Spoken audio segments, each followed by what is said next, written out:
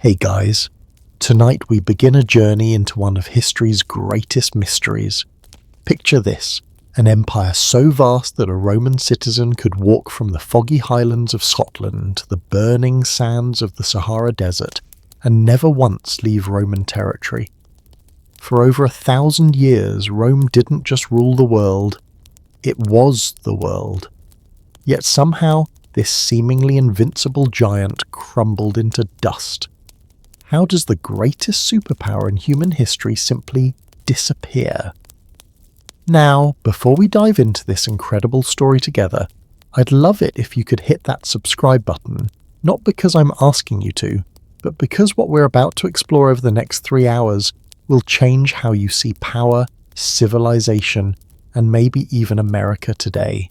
And hey, drop a comment and tell me where you're listening from tonight. Are you tucked in bed in Texas? Maybe driving through California? I genuinely love knowing where this story finds you. Now, dim those lights, get comfortable, and let's step back 2,000 years to witness both the rise and the inevitable fall of Rome. You know, we Americans love to think we invented the idea of a global superpower. We've got military bases in over 70 countries, our movies play in every corner of the earth, and our dollar is basically the world's currency. But Rome makes modern America look like a neighborhood watch committee. At its peak around 117 AD under Emperor Trajan, the Roman Empire controlled roughly 1.7 million square miles. That's about half the size of modern-day United States. But here's the thing, back then, that was the known civilized world. According to historian Mary Beard in her masterwork SPQR, approximately 1 in 4 humans on Earth lived under Roman rule. Can you imagine? 1 in 4 people on the entire planet called Caesar their emperor. Let me paint you a picture of what this actually meant. A merchant in Roman London could use the same coins to buy silk in Damascus. A letter written in Latin in northern England would be perfectly understood by a government official in Egypt. Roman roads, and yes, all roads really did lead to Rome, stretched over 250,000 miles. That's enough asphalt to circle the earth 10 times. The historian Edward Gibbon, writing in the 18th century, marvelled that the Roman Empire comprehended the fairest part of the earth and the most civilized portion of mankind. But here's where our story gets interesting, and a little unsettling if you're American. Rome didn't start out planning to conquer the world. Sound familiar? They began as a small city-state, worried about their neighbours, just trying to survive. The Roman historian Livy tells us that in 753 BC, Rome was founded by a fratricide named Romulus, who killed his own brother over where to build their little settlement. Not exactly the noble origins you'd expect for history's greatest empire, yet within 500 years, they'd accidentally conquered most of the Mediterranean. I say accidentally because, according to most historical accounts, Rome's expansion often began defensively. They'd fight a war to protect themselves, win it decisively, and then think, well, we're here now, might as well stick around. The historian Polybius, writing in the 2nd century BC, observed how Romans had this peculiar talent for turning every victory into a reason for the next campaign. Think about it this way. It's like if America, after World War II, had simply decided to permanently occupy every country they'd liberated. Except Rome actually did that. For centuries. But what made Rome truly special wasn't just its size. It was how they made it all work.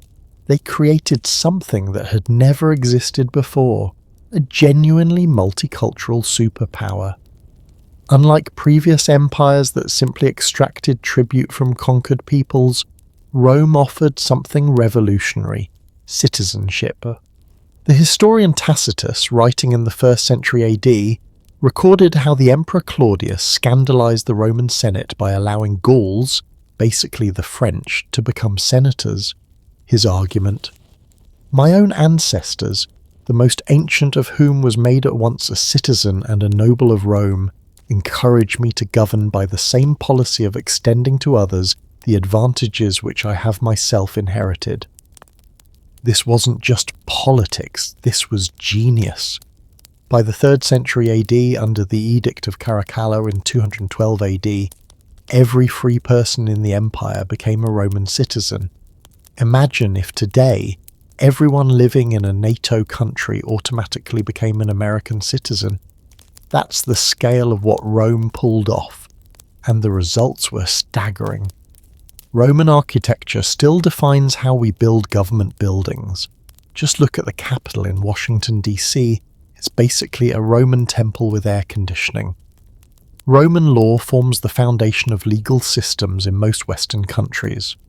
Even our calendar is Roman. Julius Caesar created the 365-day year we still use today.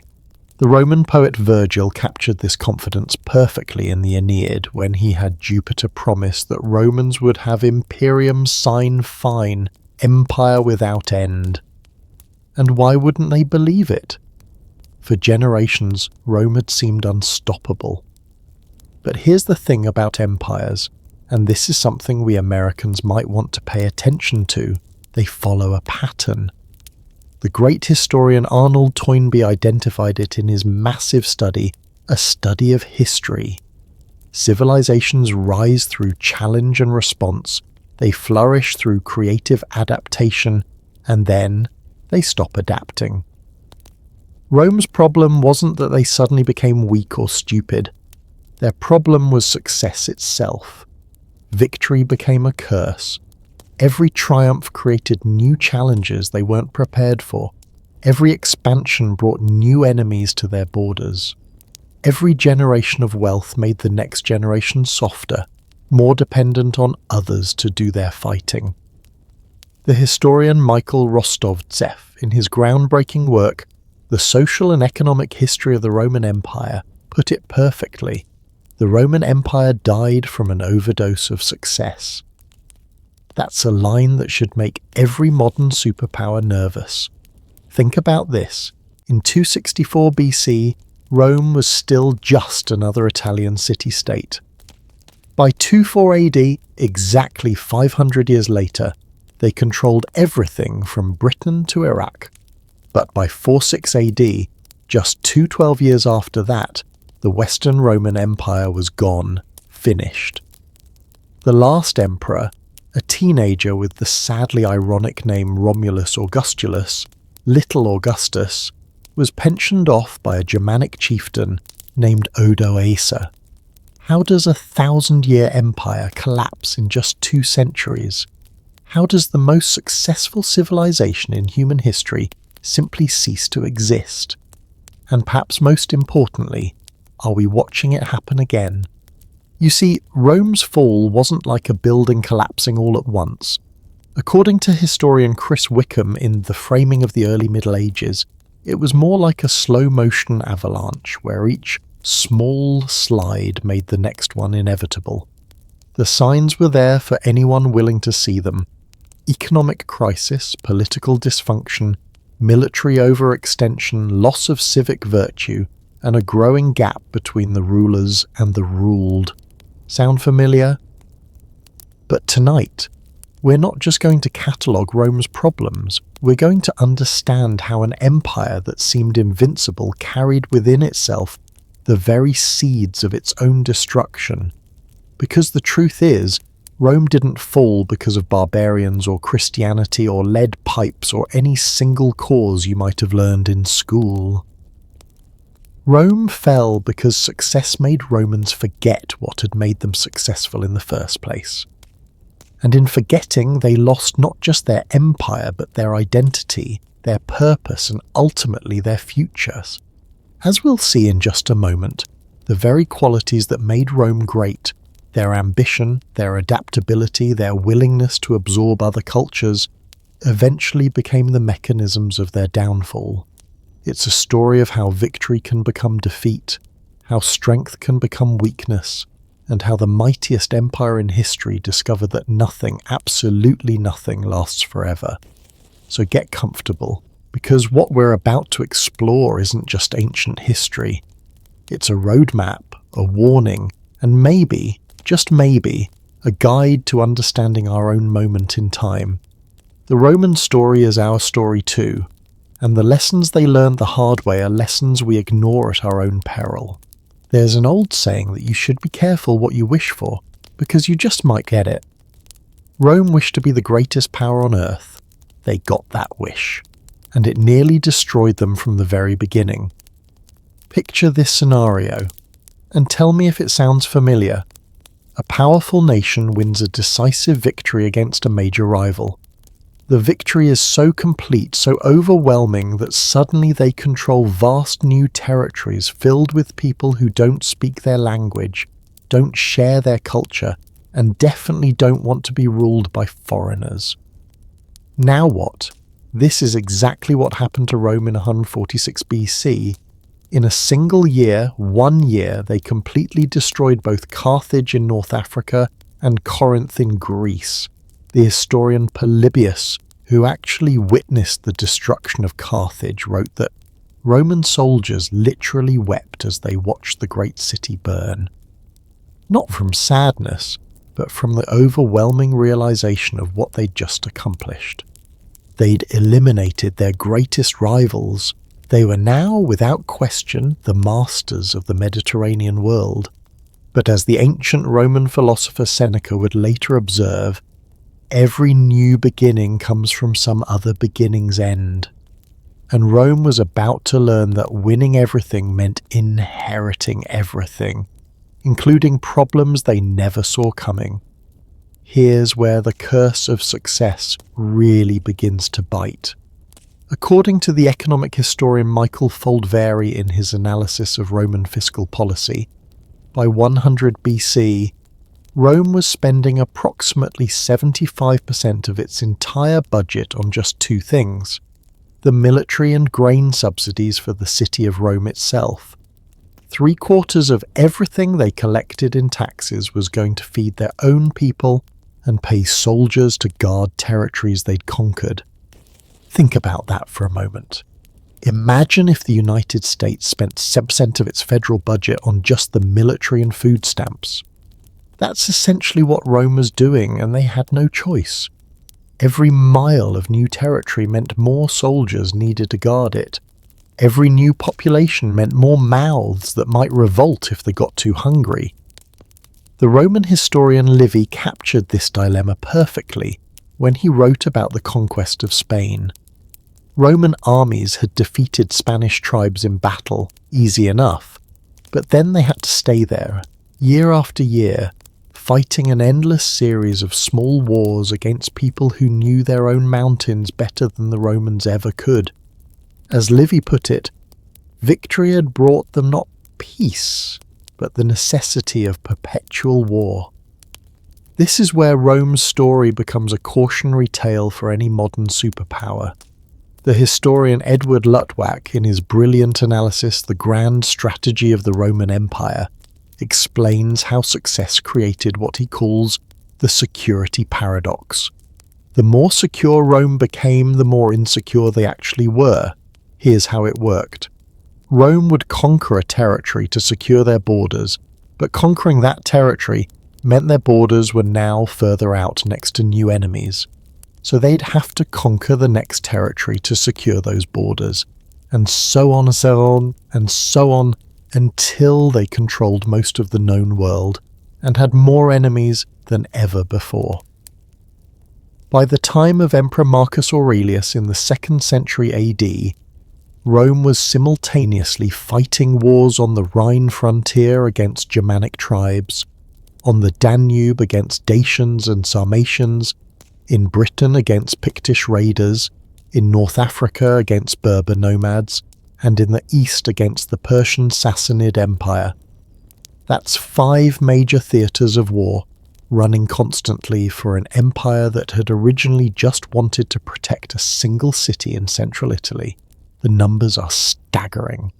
According to historian Peter Heather's research in The Fall of the Roman Empire, by 400 AD Rome was maintaining somewhere between 300,000 and 400,000 active soldiers spread across a frontier that stretched over 4,000 miles.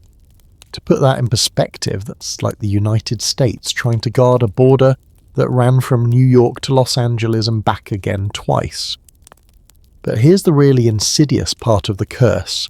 Success made Romans dependent on more success. The Roman economy became addicted to conquest. Every victory brought in gold, silver, slaves, and tribute that Romans had learned to consider normal. According to economic historian Foldvary's calculations, during the peak conquest period from 250 BC, approximately 40% of Rome's total wealth came directly from plunder and tribute from conquered territories. What happens when you run out of places to conquer? What happens when the cost of conquest becomes higher than the reward? That's exactly what Rome discovered under Emperor Trajan around 106 AD. Trajan was Rome's last great conqueror. He pushed Roman borders to their absolute maximum, adding Dacia, modern-day Romania, and briefly conquering parts of Mesopotamia in what's now Iraq. The historian Dio Cassius tells us that Trajan's Dacian wars brought so much gold into Rome that the emperor literally gave away free money to every citizen in the city. But Dio also notes something ominous. For the first time in Roman history, a conquest had cost more to achieve than it brought in revenue. This is when Romans began to realize they'd created a monster they couldn't control. The empire was like a shark, it had to keep moving forward or it would die. But every forward movement made it bigger, more expensive, and harder to defend. And here's where it gets personal, especially for us Americans. Does any of this sound familiar? The United States currently maintains over 800 military installations in more than 70 countries. According to the Watson Institute at Brown University, America's post-9/11 wars have cost over $8 trillion. That's trillion with a T. We spend more on our military than the next 10 countries combined, and we're constantly debating whether we need to do more, not less. The Roman senator and historian Tacitus, writing around 100 AD, perfectly captured the psychology of imperial overstretch when he quoted a British chieftain's criticism of Rome, "They make a wasteland and call it peace." But here's the thing, Romans weren't trying to make wastelands. They were trying to make the world safe and prosperous. Sound familiar? The curse of success created another problem that Rome never anticipated. It made Romans soft. Success meant other people did the fighting. According to historian Adrian Goldsworthy in The Complete Roman Army by 100 AD, the vast majority of Roman legions were recruited not from Italy, but from the frontier provinces, Spain, Gaul, Germania and Illyria. Think about what this means. The people defending Rome were no longer Romans. They were Spaniards and Germans and Gauls who happened to serve in Roman armies. They fought for Roman pay under Roman standards, but they went home to non-Roman families in non-Roman villages where they spoke non-Roman languages. The historian Vegetius, writing in the 4th century AD, noticed this trend and worried about it. In his manual De Re Militari, he complained that Romans had become too civilized to fight their own wars. The Romans, he wrote, conquered the world not by their numbers, but by their training and discipline. When they lost that discipline, they lost their empire. But the most insidious part of the curse was psychological. Success made Romans believe they were destined to rule forever. The poet Ovid expressed this rustically when he wrote, "Jupiter has promised the Romans imperium sine fine, empire without end." This wasn't just propaganda.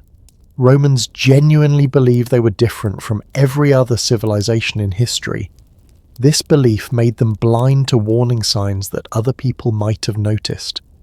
When Germanic tribes began pressing harder against the Rhine frontier in the 3rd century, Romans assumed it was just another barbarian uprising that could be handled with traditional methods. When inflation began destroying the Roman currency around 250 AD, they assumed it was temporary.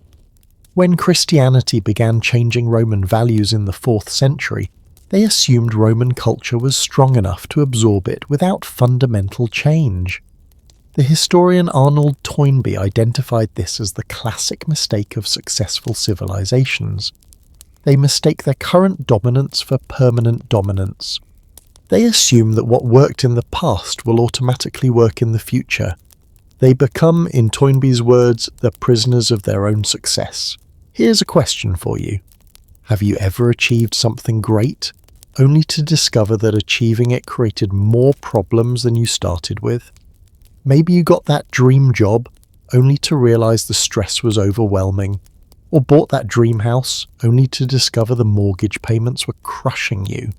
Drop a comment and let me know, because Rome's story is really the story of every success that becomes its own trap. By 200 AD, Rome controlled more territory and wealth than any empire in human history. They had achieved everything they'd ever dreamed of. And that's exactly when their real problems began, because success, it turns out, is just another kind of challenge. And Rome was about to discover that the skills that made them successful at conquest were completely different from the skills needed to manage the consequences of that conquest. The curse was complete. Victory had become weakness, strength had become vulnerability, and the empire that had conquered the world was about to be conquered by the very success that had made them great. But as we'll discover next, Rome's military and territorial challenges were nothing compared to what was happening to their economy. Because while Romans were busy congratulating themselves on their conquests, they were also busy spending money they didn't have on problems they'd created for themselves, using solutions that were making everything worse. You know what they say about money, it makes the world go round. But what happens when the world's biggest economy starts running on borrowed time and borrowed coins? What happens when an empire that built its power on gold and silver suddenly discovers it's all smoke and mirrors? Let me tell you about the day Rome's economy almost died in a single afternoon. It was 238 AD, and Emperor Gordian III had just debased the Roman silver denarius again.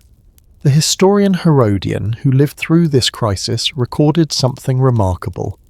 For the first time in Roman history, merchants in the Forum Romanum refused to accept Roman coins at face value.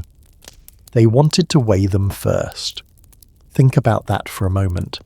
Imagine if you walked into a store today and the cashier pulled out a scale to weigh your dollar bills before deciding whether to accept them. That's exactly what happened to the currency of the world's greatest superpower.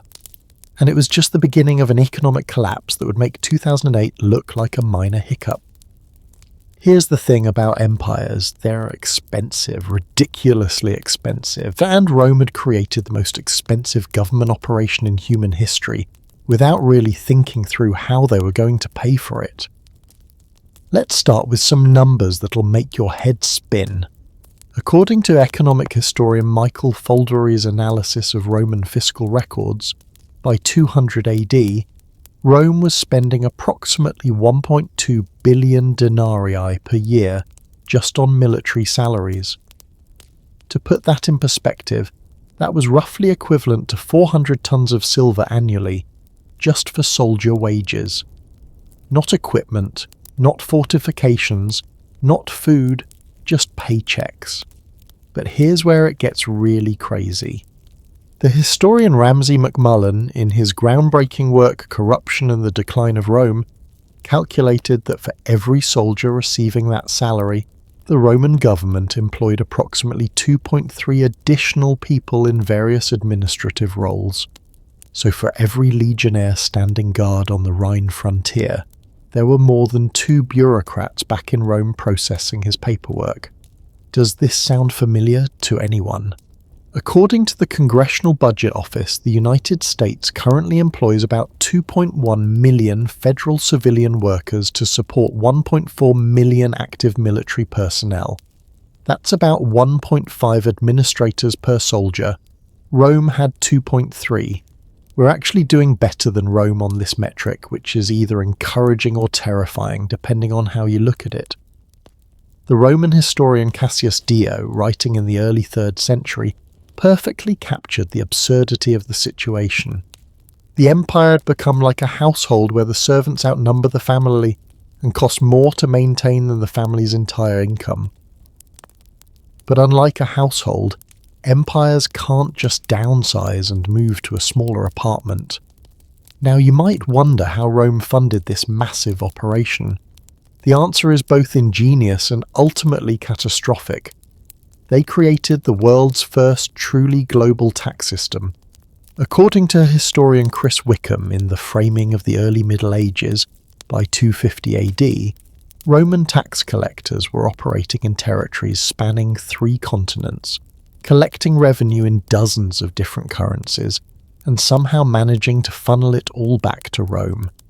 The efficiency was impressive. The human cost was devastating.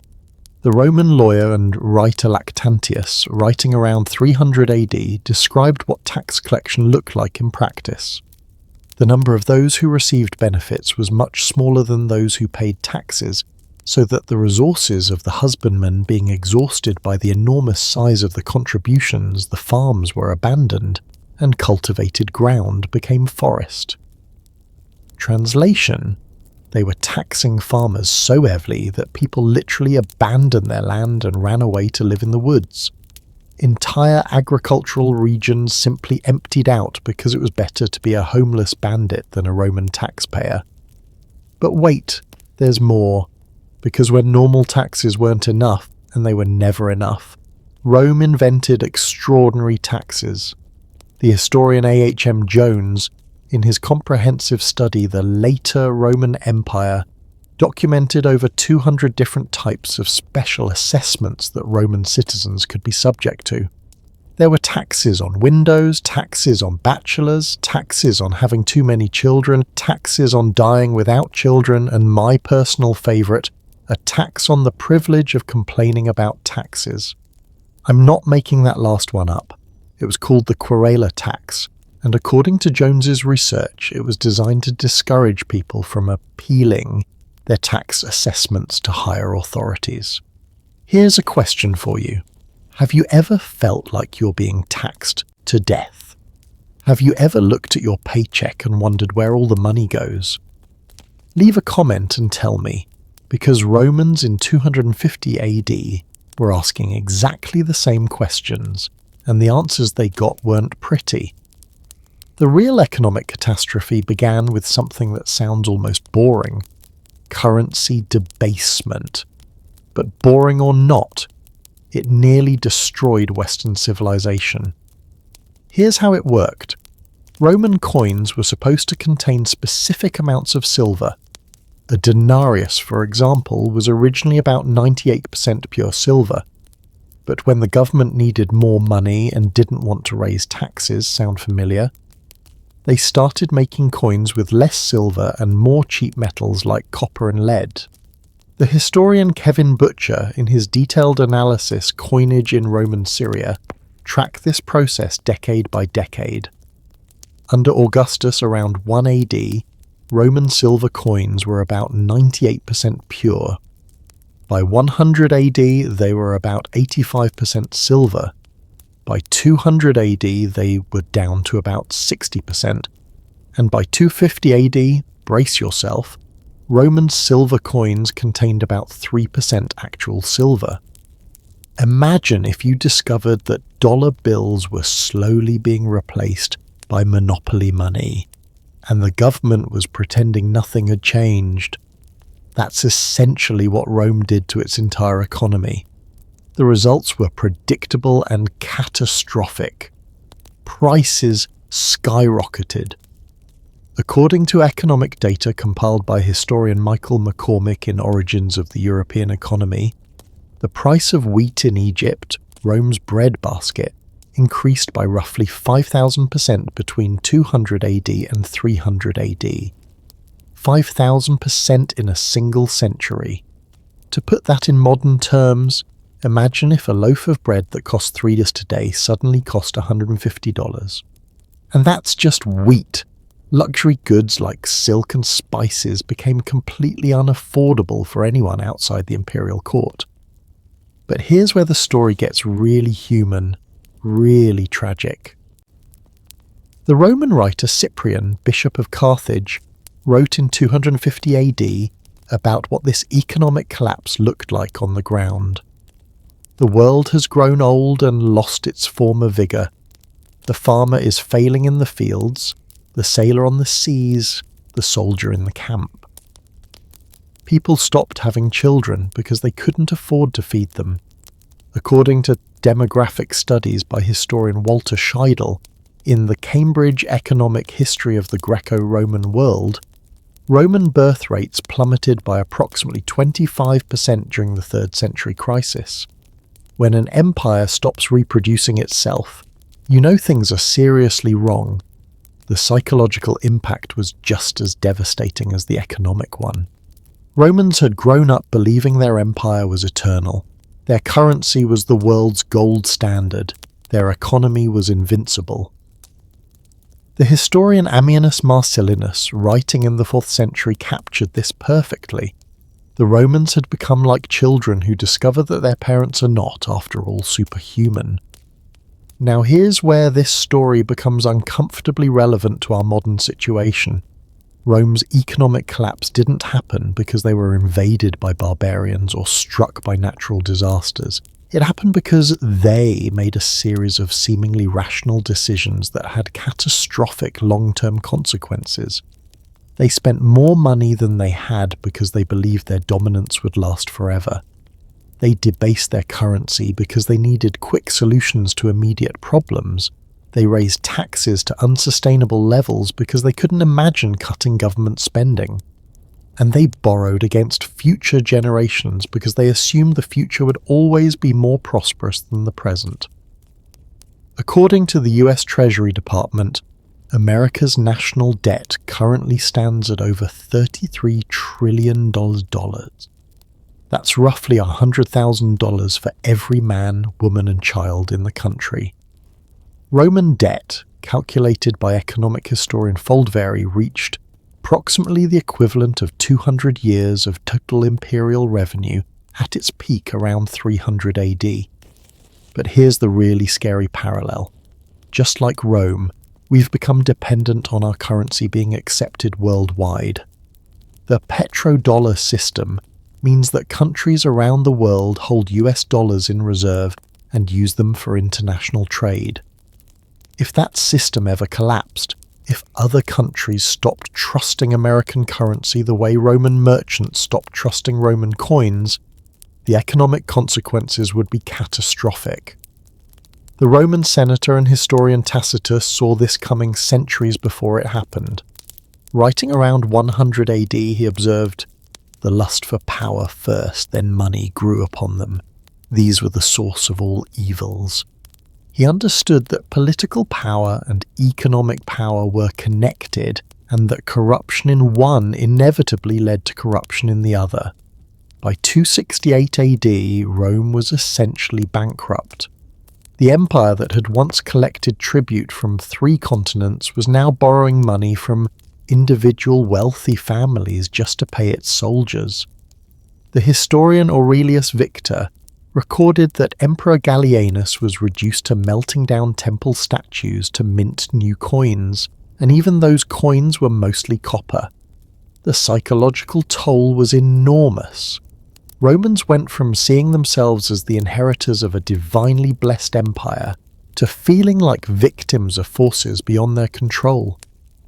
The Christian writer Lactantius captured this mood. Everything was going to ruin. There was no security anywhere. But perhaps the most tragic aspect of Rome's economic collapse was how preventable it was. They had the resources, the technology, and the human capital to solve their problems. What they lacked was the political will to make hard choices and the wisdom to prioritize long-term stability over short-term convenience. The empire that had conquered the world through discipline and strategic thinking was being defeated by its own success and its own inability to manage the consequences of that success. Money, it turned out, really did make the world go round. But when the money stopped working, the world stopped turning. Yet even as their economy crumbled around them, Romans clung to something that seemed even more fundamental than wealth or military power. They believed in their identity as Romans, in their values, their culture, their special destiny. They assumed that being Roman meant something eternal and unchangeable. But as we're about to discover, identity can be just as fragile as currency, and cultural confidence can evaporate just as quickly as economic prosperity. What does it mean to be American? It's a question we debate constantly on social media, in coffee shops, during family dinners that sometimes get a little too heated. But imagine if one day you woke up and discovered that being American didn't actually mean anything anymore. That all the things you thought made you special, all the values you thought defined your country had simply evaporated. That's exactly what happened to Romans. And it didn't take centuries, it happened in just a few generations. The transformation was so complete, so devastating, that by 400 AD, people living in Rome had almost nothing in common with the Romans who had built the empire just 300 years earlier. They spoke the same language, lived in the same city, but they were essentially different human beings. Let me take you back to 133 BC to a moment that changed everything. Picture the Roman Forum on a typical morning, not the tourist ruins you might have seen in photos, but a living, breathing centre of the world's first great democracy. According to the historian Mary Beard in SPQR, on any given day, you'd find about 15,000 to 20,000 Roman citizens gathered there, arguing about policy, debating laws, and actively participating in governing their empire. These weren't professional politicians or wealthy elites, though plenty of those were there too. These were farmers who'd walked in from the countryside, shopkeepers who'd closed their businesses for the day, veterans who'd served in far-off provinces. They were there because being Roman meant being responsible for Rome. As the great orator Cicero put it, the authority of those who teach is often an obstacle to those who want to learn. Meaning every citizen had not just the right, but the obligation to think for themselves. But on this particular day in 133 BC, something unprecedented happened. A tribune named Tiberius Gracchus was murdered in the Forum by a gang of senators, beaten to death with wooden chairs and clubs, right there in the heart of Roman democracy. The historian Plutarch, writing about this event, noted something chilling. This was the first outbreak of civil bloodshed in Rome and the beginning of the rule of the sword. What made this moment so significant wasn't just the violence. Romans had always been a pretty violent people. What mattered was why Tiberius died. He'd been trying to redistribute land to poor farmers, to give ordinary citizens a stake in the empire they had helped build. The wealthy senators killed him, not because his ideas were bad, but because he'd bypassed them and gone directly to the people for approval. The message was clear. Ordinary citizens were no longer welcome in Roman politics. Democracy was being replaced by something else, something that would eventually be called empire.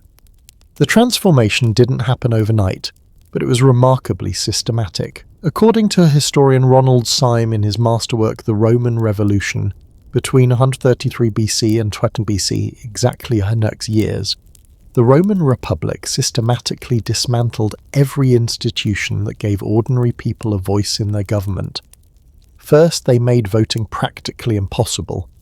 The historian Henrik Moritzen, in his detailed study, Politics in the Roman Republic, calculated that by 50 BC, a Roman citizen living more than 100 miles from Rome had essentially zero chance of participating in elections.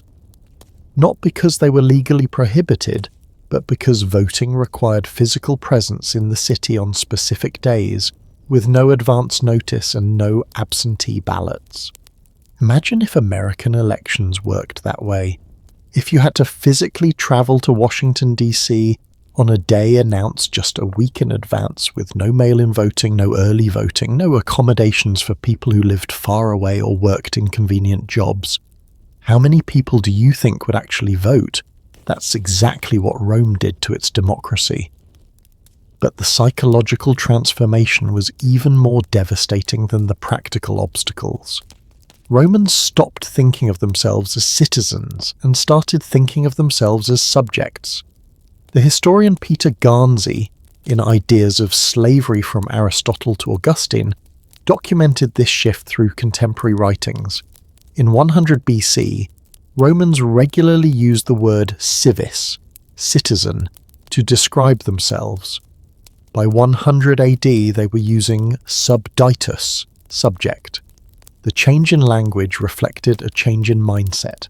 Citizens have responsibilities. Subjects have only obligations. Citizens participate. Subjects obey. Citizens argue with their government. Subjects petition their rulers. The Emperor Augustus, Rome's first official emperor, understood this psychology perfectly. According to the historian Augustus's own autobiography, the Res Gestae Divi Augusti, he gave the Roman people exactly what they wanted: entertainment and security in exchange for political irrelevance. "I gave gladiatorial games in my own name 4 times, Augustus wrote, and 26 times in the name of my sons and grandsons. In these games about 10,000 men fought. 10,000 men fought to the death for public entertainment. That's roughly equivalent to filling Madison Square Garden with gladiators and having them kill each other, while 20,000 Romans cheered and ate free bread." This is where we get the famous phrase bread and circuses, panem et circenses in Latin. The satirist Juvenal, writing around 100 AD, coined this phrase to describe what Roman citizens had traded for their political freedom. As he put it, the people that once bestowed commands, consulships, legions and all else, now meddles no more and longs eagerly for just 2 things, bread and circuses. But here's the thing that should make every modern American uncomfortable. It worked.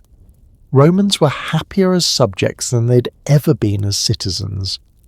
The historian Edward Gibbon, in his classic The Decline and Fall of the Roman Empire, noted that the period from Augustus to Marcus Aurelius, roughly on 80 years, was probably the happiest and most prosperous era in human history up to that point. People were safer, wealthier, and more comfortable than ever before. They just had no say in how they were governed. Does this sound familiar to anyone? According to the Pew Research Center, voter turnout in American presidential elections hovers around 55-60% in a good year. In midterm elections, it's closer to 40%. That means roughly half of American citizens actively choose not to participate in selecting their government. Are we becoming Romans? Here's an even more unsettling statistic. According to the American Psychological Association's 2023 survey on political engagement, 76% of Americans report feeling helpless about political issues, and 68% say they avoid political news because it's too stressful. Romans in 200 AD would have understood those feelings perfectly. But the death of Roman citizenship wasn't just about voting and political participation. It was about identity, values, and what it meant to be part of something larger than yourself. The historian Christopher Kelly, in his book Ruling the Later Roman Empire, documented how Romans stopped teaching their children traditional Roman virtues like duty, honour and service to the state. Instead, they focused on what Kelly calls survival skills, how to navigate imperial bureaucracy, how to avoid attracting unwanted attention from authorities, how to keep your head down and your family safe.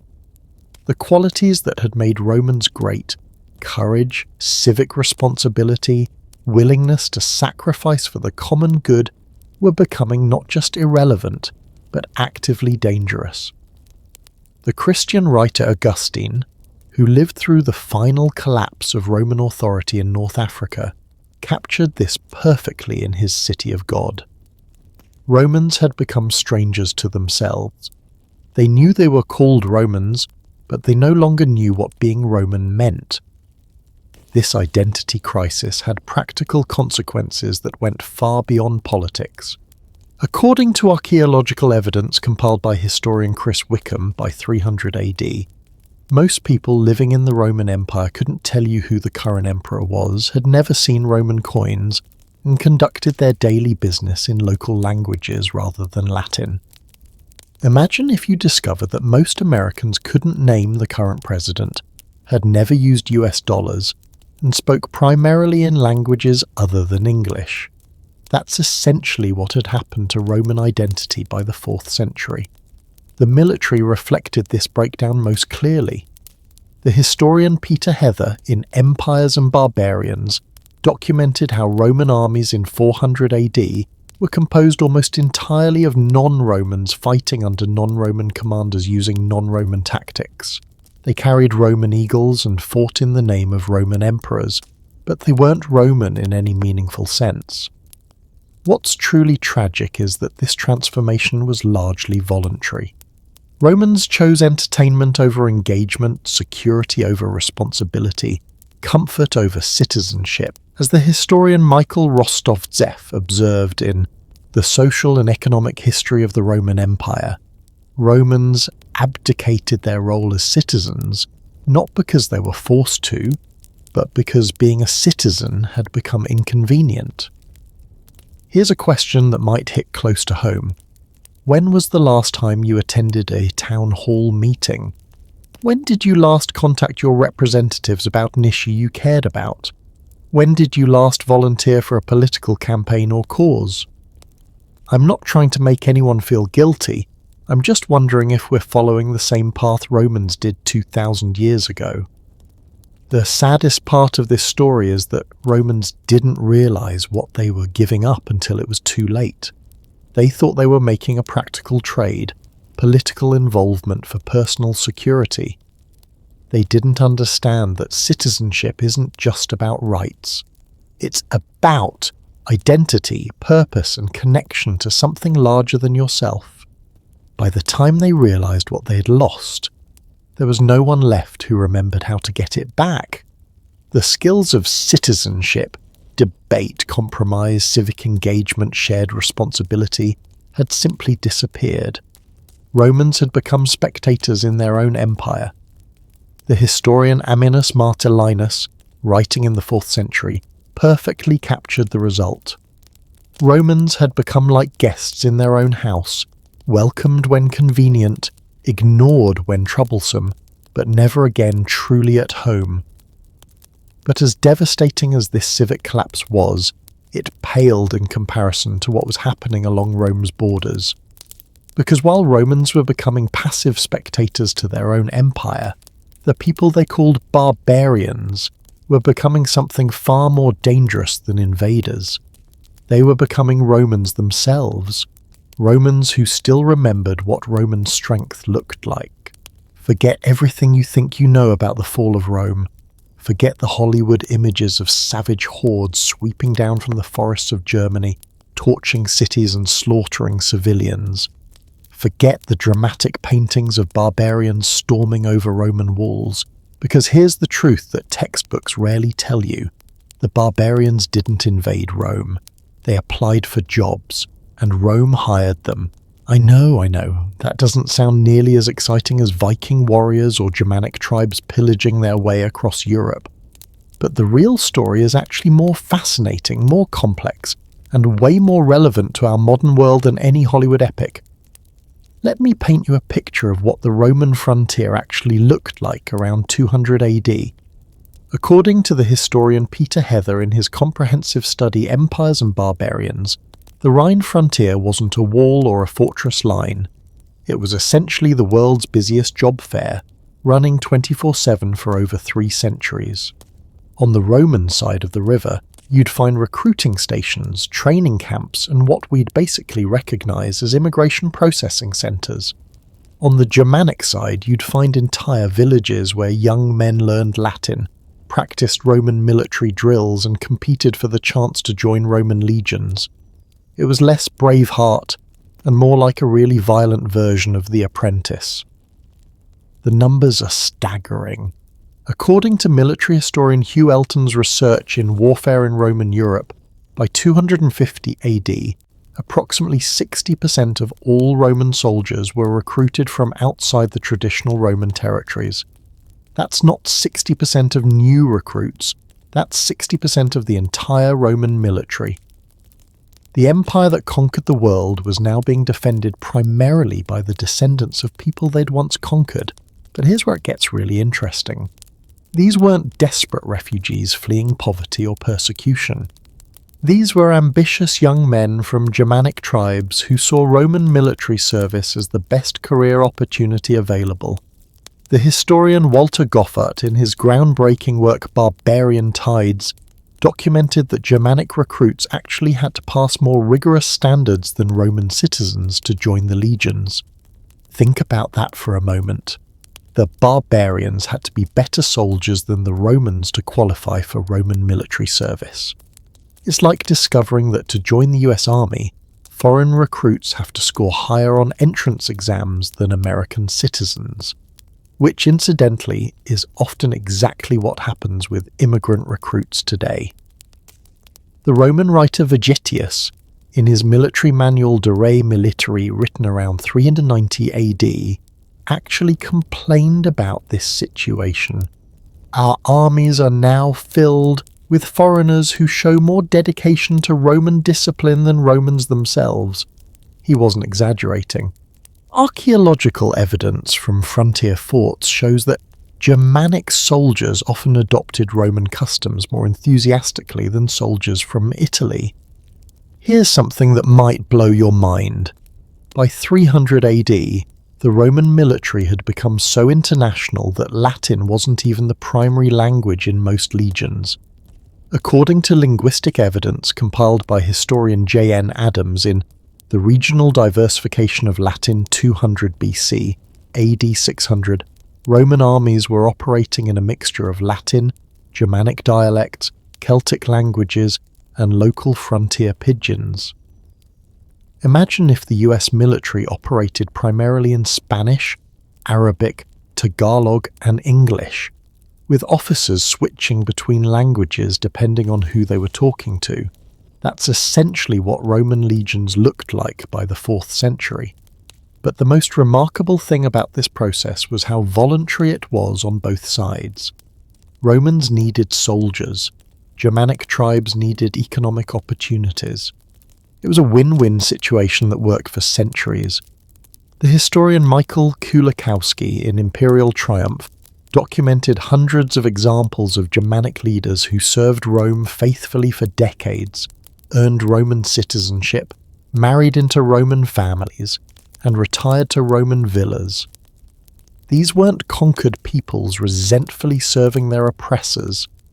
These were successful immigrants building Roman careers.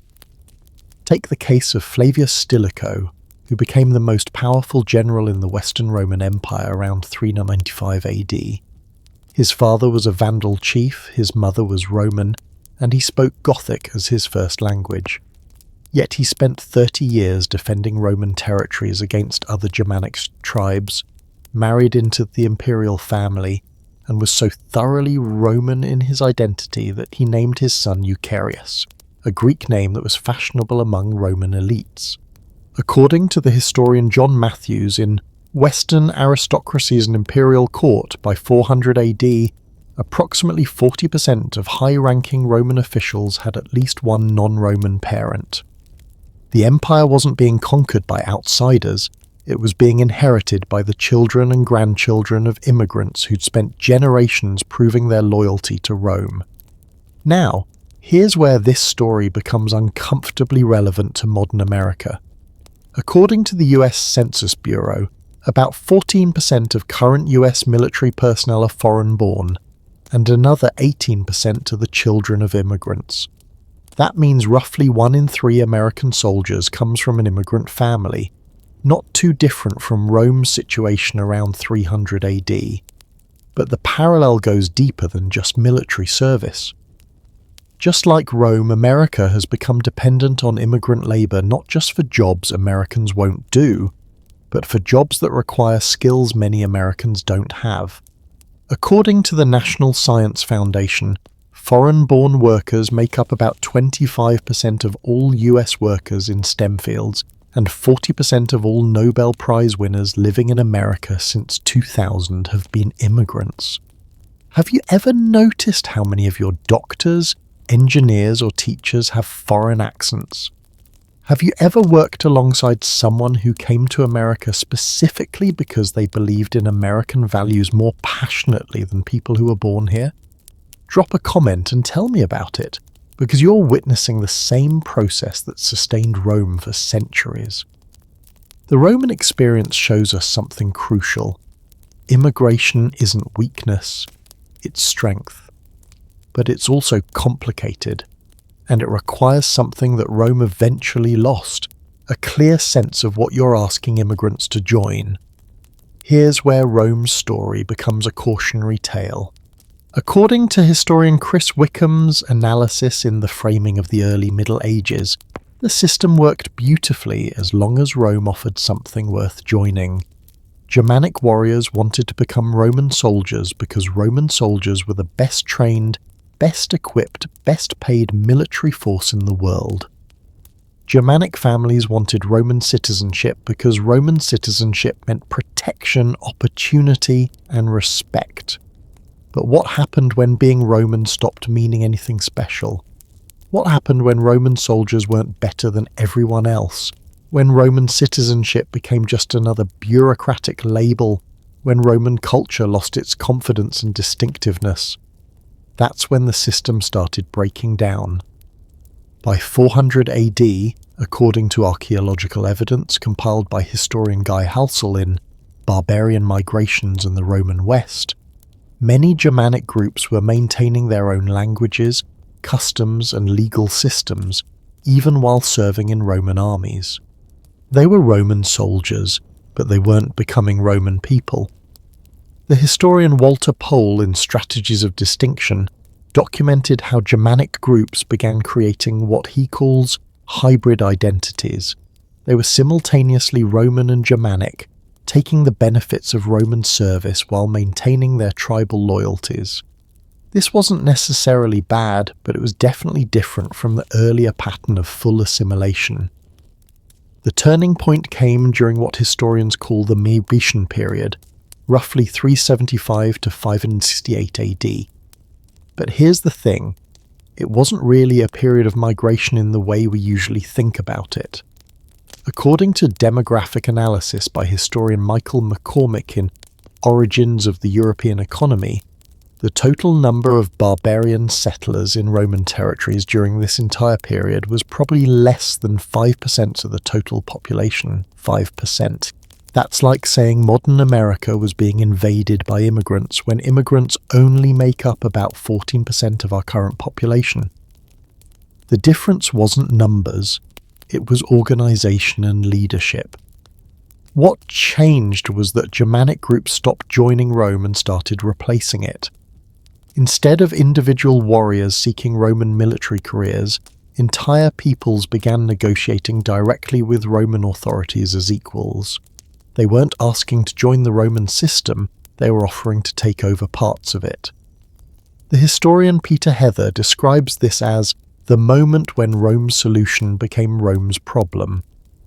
The same process that had strengthened Rome for centuries, integrating outsiders into Roman institutions, suddenly began dismantling those institutions from within. By 40 AD, according to historian Chris Wickham, large parts of the Western Roman Empire were being governed by Germanic kings who held Roman titles, commanded armies of Germanic soldiers who carried Roman eagles, and collected taxes from Roman citizens who increasingly saw these Germanic rulers as more effective than distant emperors in Ravenna or Constantinople. The fascinating thing is that many of these Germanic rulers considered themselves Roman. Theodoric the Great, who ruled Italy from 493 to 526, called himself King of the Romans and spent his entire reign trying to preserve Roman institutions, Roman law, and Roman culture.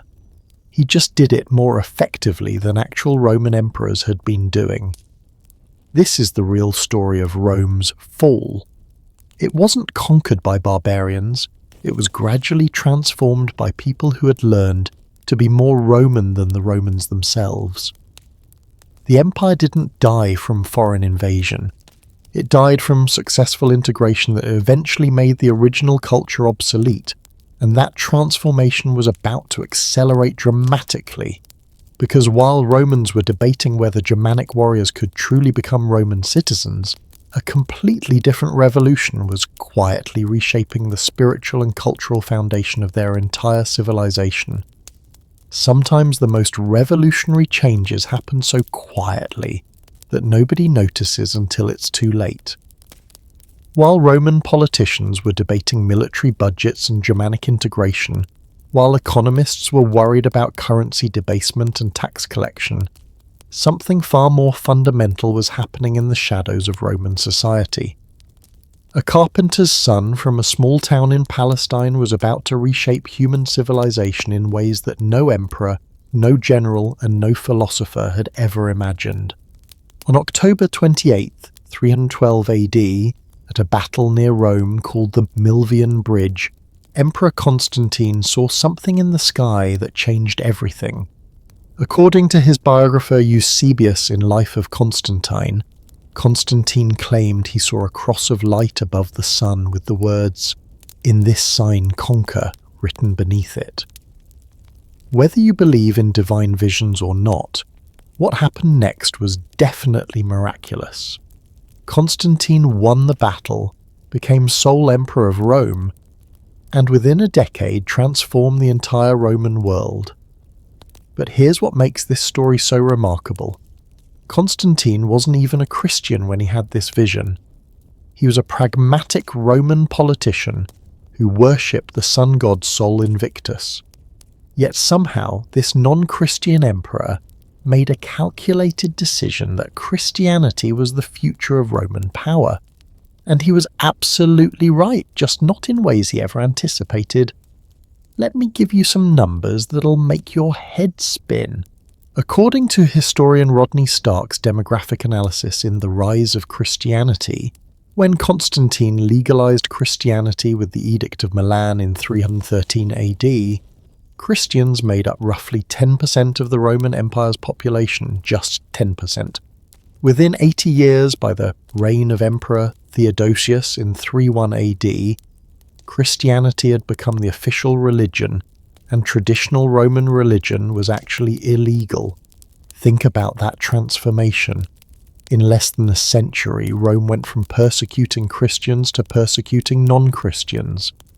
That's like imagining that Buddhism, which currently represents about 1% of Americans, somehow became the official US religion by 2100 and attending church became illegal. The speed of this change was unprecedented in human history.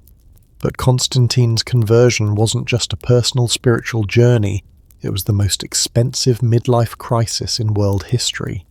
According to financial records analysed by historian Michael McCormick in Origins of the European Economy, Constantine spent approximately 25% of the entire imperial treasury on Christian building projects in his first decade as a Christian emperor.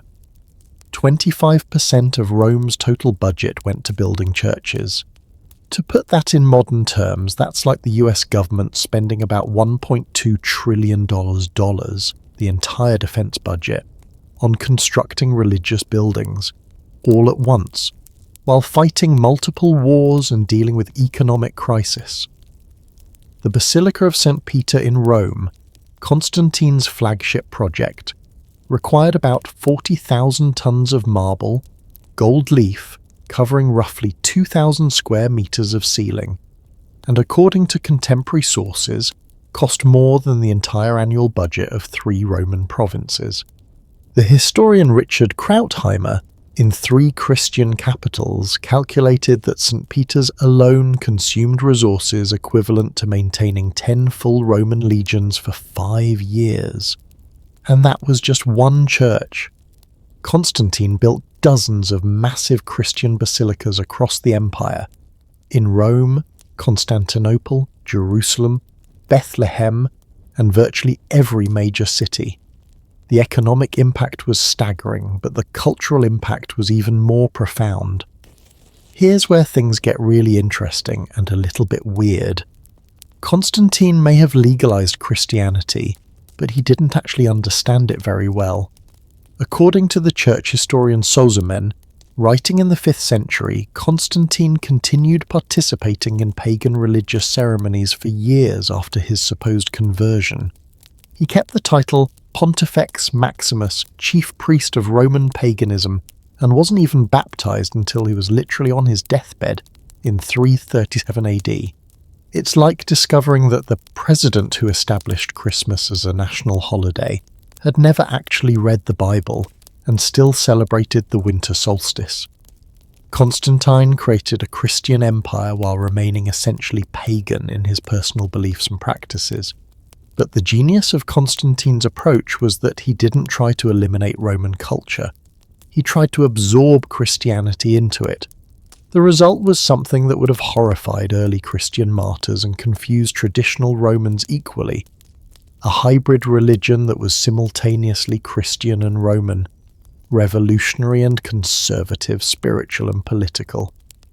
The historian Peter Brown, in his masterwork The World of Late Antiquity, documented how this transformation played out in daily life. Christian bishops began wearing the purple robes of Roman senators. Christian churches adopted the architectural style of Roman law courts. Christian prayers incorporated the formal language of Roman imperial decrees. Even Christian theology was influenced by Roman legal concepts. The idea of Christ as judge rather than just saviour became central to Christian doctrine. This wasn't accidental. According to church documents preserved in the Vatican archives, Constantine explicitly instructed bishops to make Christianity accessible to Roman minds, and to demonstrate that Christian values were compatible with Roman greatness. He was essentially asking Christianity to become the Roman Empire's new state religion, complete with all the compromises that implied. The results were spectacular and horrifying in equal measure. On one hand, Christianity provided Romans with something they desperately needed: a sense of purpose beyond material success, a moral framework that transcended politics, and a community that could survive economic and military disasters. According to historian Robert Marcus in The End of Ancient Christianity, Christian communities often became the only reliable source of social services, healthcare, education, charity, as traditional Roman institutions collapsed. But on the other hand, state-sponsored Christianity quickly became as corrupt and politically motivated as any other Roman institution. The historian Timothy Barnes, in Constantine and Eusebius, documented how Christian bishops became essentially government officials with salaries, political appointments, and all the temptations of temporal power. By 350 AD, Christian churches owned approximately 20% of all arable land in the Roman Empire, making the church one of the largest landowners in world history. According to economic historian Michael McCormick, church wealth exceeded the combined treasuries of most Roman provinces. Christian bishops lived in palaces, commanded private armies, and influenced imperial policy as much as any Roman senator. Does any of this sound familiar? According to the Pew Research Center, American religious organizations currently control assets worth approximately $1.2 trillion. Televangelists live in mansions. Religious leaders regularly meet with political officials, and faith-based organizations receive billions in government funding. We like to think we've separated church and state, but the financial and political entanglement is remarkably similar to what Constantine created 700 years ago. The transformation wasn't just about money and power, it fundamentally changed what it meant to be Roman. Traditional Roman values emphasized duty to the state, honor in combat, and loyalty to family and ancestors. Christian values emphasized humility, forgiveness, and concern for the poor and powerless. These weren't necessarily contradictory, but they created a tension that Romans had never experienced before. The Roman senator and historian Ammianus Marcellinus, writing around 380 AD, captured this perfectly. Romans no longer know whether they serve Caesar or Christ, whether their loyalty belongs to the empire or to heaven. This wasn't just a philosophical problem. It had practical consequences for everything from military recruitment to tax collection.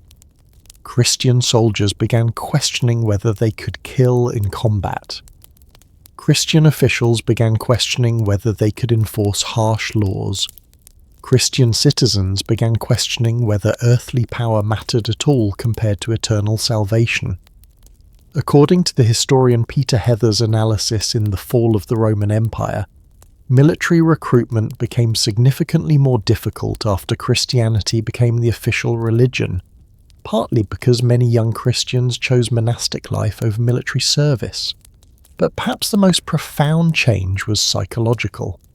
Romans had always believed they were destined to rule the world because the gods favoured them. Christianity taught that all earthly power was temporary and that true victory belonged to the humble and oppressed. As the historian Charles Freeman observed in The Closing of the Western Mind, Christianity gave Romans permission to stop caring about Roman greatness. This created what historians call the otherworldly turn, a shift in Roman culture away from civic engagement and toward personal salvation.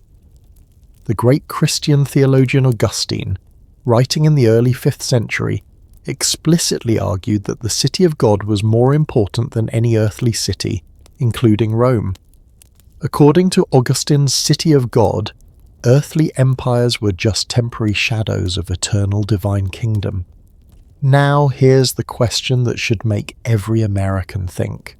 What happens to a civilization when its people stop believing that civilization is worth preserving? When personal spiritual concerns become more important than civic responsibilities, when citizens become more focused on the next world than on this one. You see this tension in modern America too. According to the American Psychological Association's 2023 survey on civic engagement, Americans who describe themselves as very religious are actually less likely to vote, less likely to participate in local government, and less likely to identify civic duty as a personal priority compared to Americans who describe themselves as secular. That doesn't mean religious people don't care about society. They often care deeply and contribute enormously to charitable work. But it does suggest that strong religious belief can sometimes create competing loyalties that weaken civic engagement. Romans discovered this 600 years ago. The irony is that Constantine thought Christianity would strengthen Roman unity and resolve. Instead, it created new divisions that Romans had never experienced. Christians immediately began arguing among themselves about theology, creating competing schools of thought that often hated each other more than they hated traditional pagans. The Arian controversy, which dominated Christian politics for most of the 4th century, was essentially a civil war fought with theological arguments instead of swords. According to historian R.P.C. Hansen in The Search for the Christian Doctrine of God, Christian bishops spent more time and energy attacking other Christians over doctrinal disagreements than they spent on any external threats to the empire. By 380 AD, there were so many competing Christian factions that Emperor Theodosius had to issue an official decree defining which version of Christianity was legally acceptable.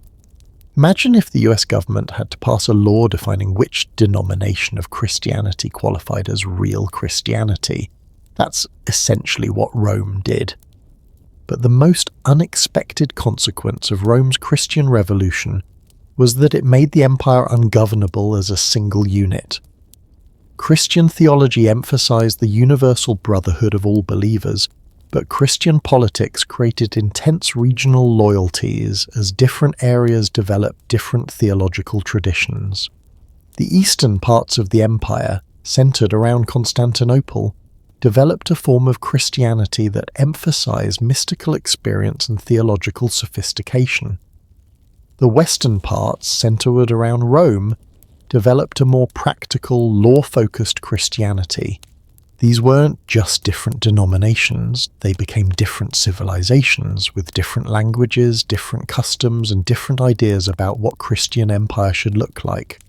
Constantine had hoped that Christianity would unite his empire under a single faith. Instead, it created two empires that shared a religion but couldn't share a government. The spiritual revolution that was supposed to save Rome was about to tear it in half. Imagine if the United States government decided that managing the country from Washington, D.C. was too difficult, so they created a second capital in Los Angeles, with a second president, a second Congress, and a second Supreme Court. Now imagine that within 50 years, these two governments were at war with each other, claiming to be the real America while the original United States collapsed into irrelevance. That's exactly what happened to Rome, and it all started with what seemed like the most sensible administrative decision in imperial history. The year was 285 AD, and Emperor Diocletian was staring at a map that would give any modern CEO nightmares.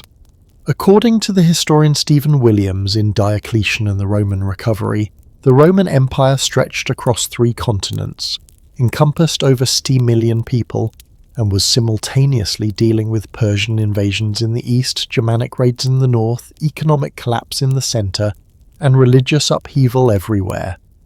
Diocletian was a practical man, a career soldier who'd risen through the ranks by solving problems and not creating them. His solution was brilliantly logical. If the empire was too big for one person to manage effectively, why not divide the workload? The system he created was called the Tetrarchy, ruled by 4. 2 senior emperors called Augusti, each supported by a junior emperor called a Caesar. The idea was that experienced rulers would handle the major challenges while training their successors, creating a smooth transition of power that would end the military coups and civil wars that had plagued Rome for decades. According to Diocletian's own inscriptions preserved in what's now split Croatia, he genuinely believed he was saving the empire. By dividing our labours, one inscription reads, we multiply our strength. On paper it was genius. In practice it was the beginning of the end. The problem wasn't the division of labour, it was the division of loyalty. According to the historian Timothy Barnes in The New Empire of Diocletian and Constantine, within just 20 years of implementing the Tetrarchy, the 4 rulers were spending more time fighting each other than fighting external enemies. But the real disaster came when Constantine defeated his rivals and became sole emperor again, around 324 AD.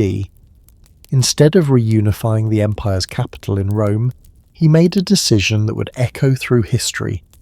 He built a completely new capital city in the east, in modern-day Istanbul, Turkey.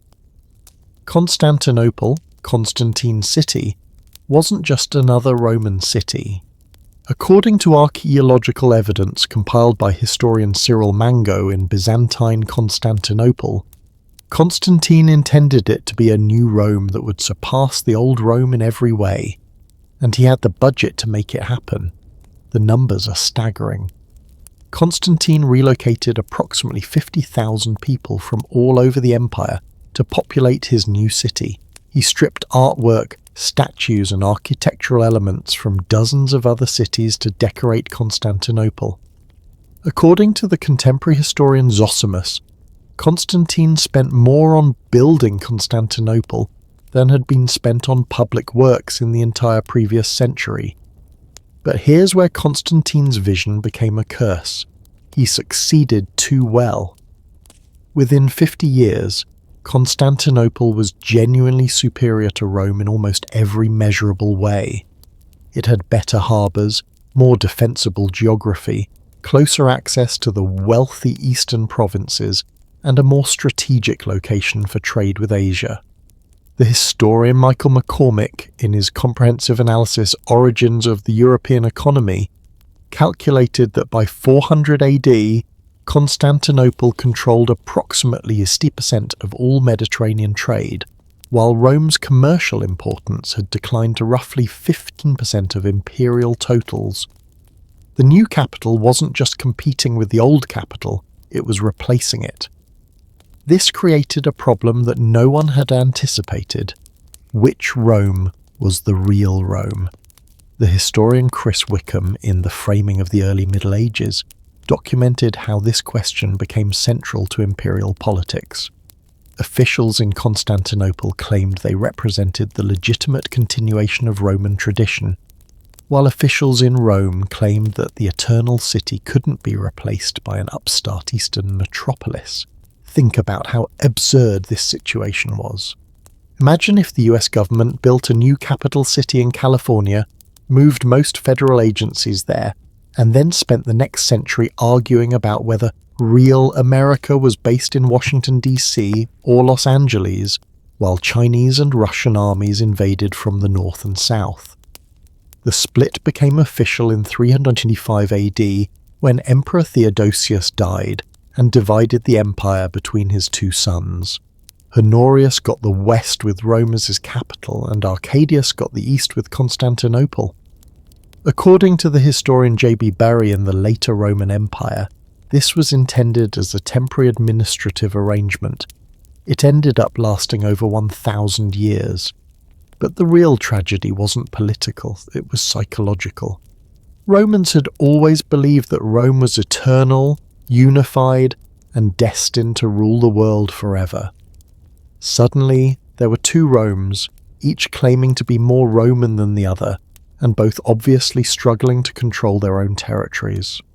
The Eastern Empire, which historians now call the Byzantine Empire, developed its own version of Roman identity that emphasized Greek culture, Orthodox Christianity, and connection to ancient Greece. The Western Empire maintained Latin traditions, closer ties to Germanic peoples, and eventually Catholic Christianity. According to historian Averil Cameron in The Mediterranean World in Late Antiquity, by 450 AD, these were essentially different civilizations that happened to share the name Roman. Here's where the story gets both fascinating and heartbreaking. The two Roman empires didn't just ignore each other, they actively sabotaged each other. According to military historian Peter Heather, in The Fall of the Roman Empire, between 400 and 46 AD, the Eastern and Western Roman governments spent more resources fighting each other than they spent defending against barbarian invasions. The most infamous example came in 408 AD, when the Western Empire was literally under siege by Visigoth armies led by Alaric. According to the contemporary historian Zosimus, the Eastern Emperor Arcadius could have easily sent military aid to save Rome. Instead, he negotiated a secret alliance with Alaric, hoping that the fall of the Western Empire would strengthen Constantinople's position. It worked. In 410 AD, Alaric sacked Rome while Eastern Roman armies stood by and watched. The Eternal City was looted and burned, while the Eastern Empire celebrated its diplomatic victory.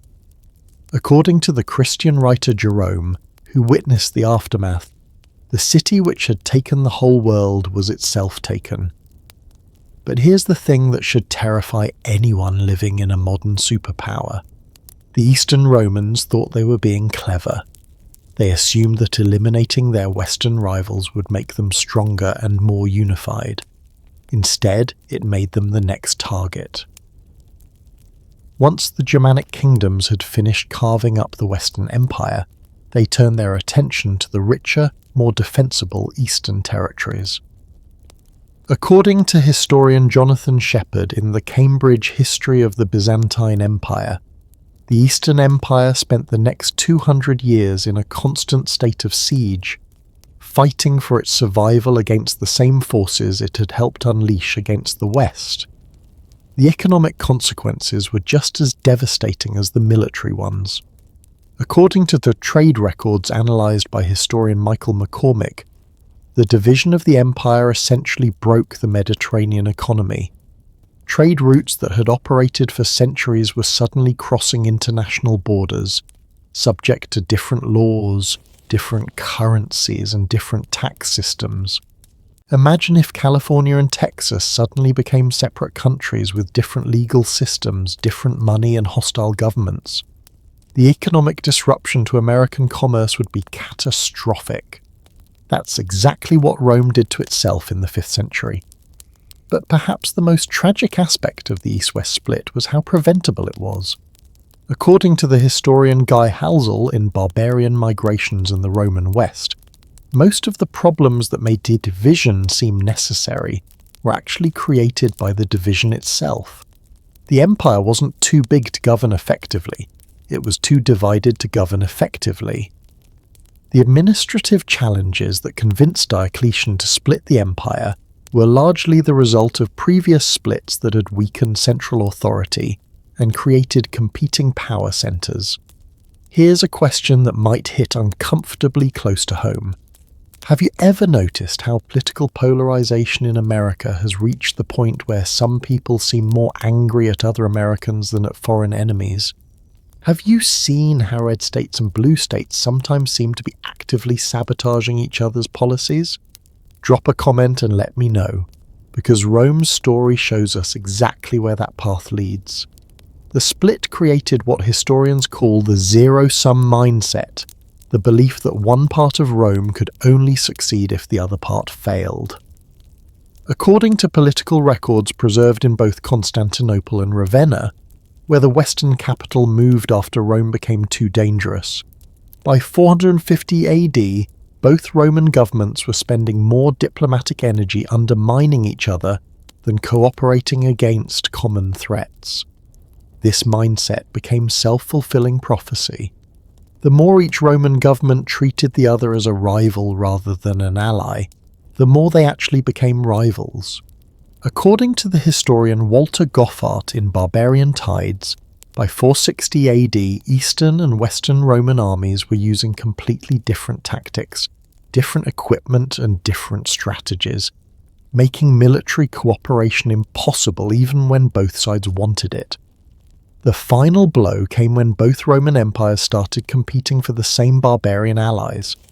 According to diplomatic correspondence preserved in the Vatican archives, both Constantinople and Ravenna began offering higher payments, better treaties, and more attractive terms to Germanic kingdoms, essentially bidding against each other for military support. The Germanic kings, unsurprisingly, played both sides against each other, while gradually taking over territories from both empires. By 406 AD, when the last Western Roman emperor was deposed, he was actually deposed by a Germanic chieftain, who held official titles from both the Eastern and Western Roman governments. The man who destroyed the Western Roman Empire was technically a Roman official. He'd been appointed by Romans, paid by Romans, and authorized by Romans to govern Roman territory. The only problem was that nobody could agree which Romans had the authority to appoint him. The Eastern Empire survived for another 1,000 years, but it was never again the universal, confident civilization that Rome had once been. It became a regional power focused on survival rather than expansion, defense rather than conquest, preservation rather than innovation. And as the Eastern Empire struggled to maintain its borders and its identity, new challenges were emerging that would make all of Rome's previous problems seem manageable by comparison. Because while Romans had been busy fighting each other, the climate itself was beginning to turn against them. Nature doesn't care about your empire, your economy, or your politics. It doesn't matter if you're the most powerful civilization in human history. When the climate shifts, everything changes. And around 300 AD, just as Romans were dealing with political division, economic collapse, and a religious transformation, Mother Nature decided to throw them the ultimate curveball. A climate crisis that would make their other problems look like minor inconveniences. Welcome to what climatologists call the Late Antique Little Ice Age, a period of global cooling that lasted from roughly 300 to 600 AD and helped destroy not just the Roman Empire, but civilizations across the entire planet. And here's what should terrify anyone living in 225. We're watching the same process unfold today, just in reverse. Let me paint you a picture of what Roman Britain looked like in 200 AD before the climate changed. According to archaeological evidence compiled by historian Peter Solway in Roman Britain, Romans were successfully growing wine grapes as far north as Yorkshire. That's about 300 miles north of London. They had thriving olive orchards in southern England and wheat farms that produced surplus crops for export to the continent. Roman Britain wasn't just surviving in this northern climate, it was prosperous. Archaeological surveys show Roman villas with heated pools, elaborate gardens, and sophisticated agricultural systems that supported a population of roughly 4 million people. That's almost as many people as live in the entire British Isles today. But then the temperature dropped. According to ice core data analysed by climatologist Michael McCormick in his comprehensive study Climate Change During and After the Roman Empire, average temperatures across Europe fell by approximately 2 to 3 degrees Celsius between 300 and 400 AD. That might not sound like much, but it was catastrophic.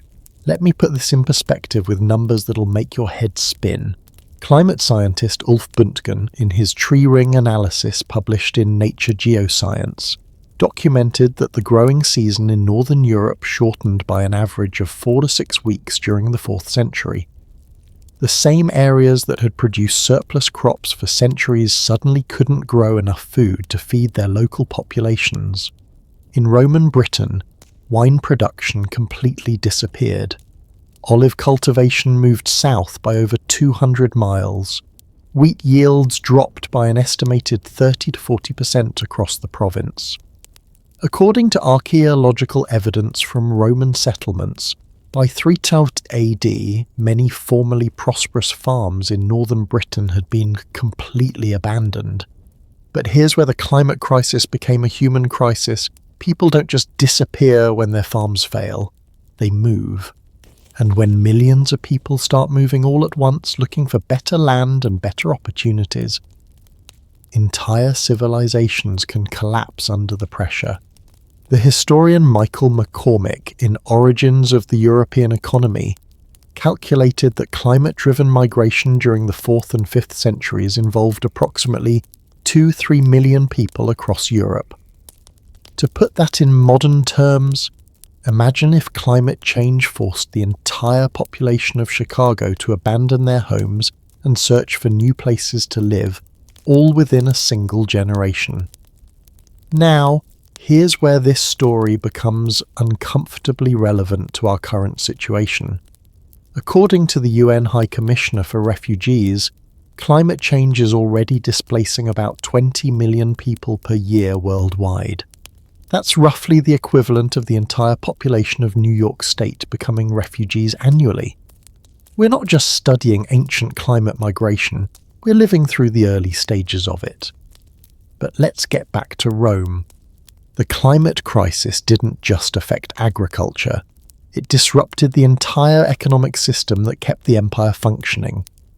According to trade records analysed by historian Chris Wickham in Framing of the Early Middle Ages, Mediterranean commerce declined by approximately 60% between 300 and 450 AD, largely due to climate-related disruptions.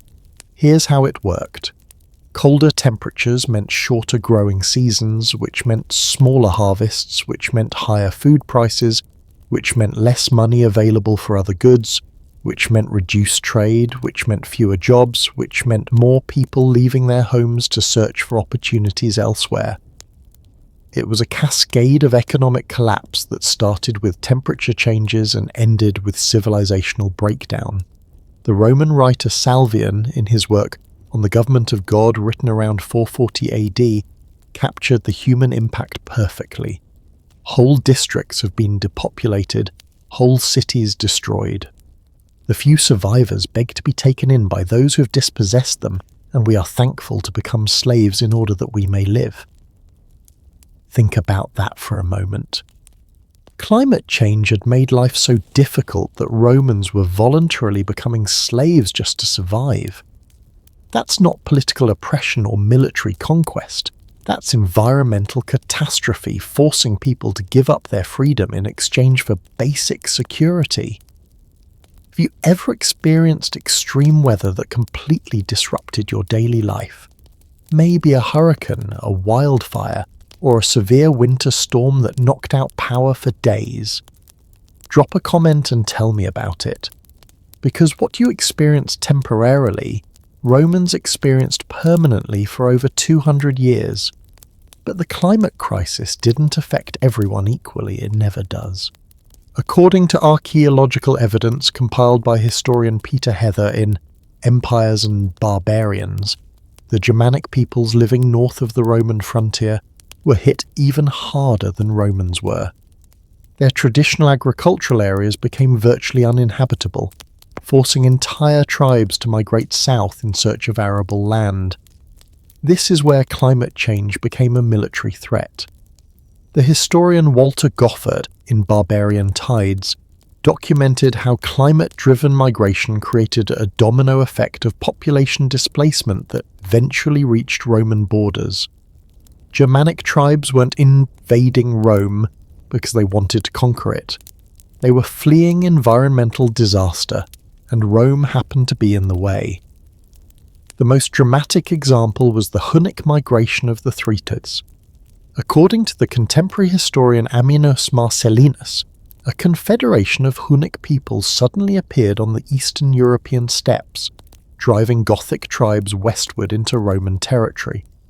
For centuries, historians assumed this was just typical nomadic aggression.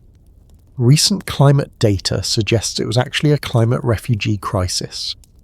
Paleoclimatologist Nicola di Cosmo, in his analysis, Ancient China and Its Enemies, showed that the Central Asian steppes experienced severe drought and cooling during the 4th century, making traditional nomadic lifestyles impossible. The Huns weren't conquering, they were fleeing, and their migration forced everyone else to flee too, creating a chain reaction that eventually reached Roman borders. By 376 AD, according to the historian Herwig Wolfram in History of the Goths, approximately 200,000 Gothic refugees were camped along the Danube River, begging for permission to enter Roman territory. That's roughly equivalent to the entire population of Salt Lake City showing up at the US-Mexico border all at once, fleeing environmental disaster. Rome initially tried to help. Emperor Valens agreed to let the Gothic refugees settle in Roman territories, provided they serve in Roman armies and pay Roman taxes. According to Ammianus Marcellinus, this seemed like a win-win solution. Rome got new soldiers and taxpayers, while the Goths got safety and agricultural land. But here's what nobody anticipated. Climate refugees don't just need new homes, they need new economic opportunities. And Rome's climate-damaged economy couldn't provide jobs for millions of displaced people. According to archaeological evidence from Danube frontier settlements, food shortages and economic competition between Roman citizens and Gothic settlers created social tensions that quickly exploded into violence. The result was the Battle of Adrianople in 378 AD, one of the most decisive defeats in Roman history. Emperor Valens was killed, along with approximately 20,000 Roman soldiers. But this wasn't really a military defeat. It was the violent culmination of a climate crisis that had been building for decades. The historian Peter Heather put it perfectly. Adrianople wasn't won by superior Germanic tactics or Roman military incompetence. It was won by climate change, which had made peaceful coexistence impossible by destroying the economic foundation that could have supported it. Now here's the parallel that should keep every modern leader awake at night. We're facing exactly the same challenge today, but on a much larger scale. According to the World Bank's Groundswell report, climate change could displace over 200 million people by 2050. That's equivalent to 2/3 of the entire US population becoming climate refugees in the next 25 years. The economic impacts are already visible. According to a 2023 study by the Federal Reserve Bank of Richmond, climate-related disasters now cost the US economy over $100 billion annually. That's roughly equivalent to the entire GDP of Ukraine. And unlike Rome, which faced cooling, we're dealing with warming that could be even more disruptive. The psychological impact on Romans was just as devastating as the economic and military consequences. According to the Christian writer Jerome, writing around 410 AD, many Romans interpreted climate change as a sign of divine displeasure. The world is perishing. This is the anger of God upon a sinful generation. But some Romans understood exactly what was happening. The agricultural writer Palladius, in his Opus Agriculturae written around 350 AD, documented how farming techniques that had worked for centuries were suddenly failing. He recommended moving crops to different regions, changing planting schedules, and adapting to the new conditions that seemed to be permanent. Palladius was essentially writing the world's first climate adaptation manual. But by the time Romans realized they needed to adapt, the changes were happening faster than their institutions could respond. The historian Chris Wickham, in The Framing of the Early Middle Ages, identified this as the adaptation paradox. Complex societies need time and resources to adapt to climate change, but climate change destroys the time and resources needed for adaptation. Rome found itself trying to solve a long-term environmental problem while dealing with immediate military, economic, and political crises caused by that same environmental problem. Archaeological evidence shows that Romans did try to adapt. They developed new crop varieties, built more sophisticated irrigation systems, and experimented with different agricultural techniques.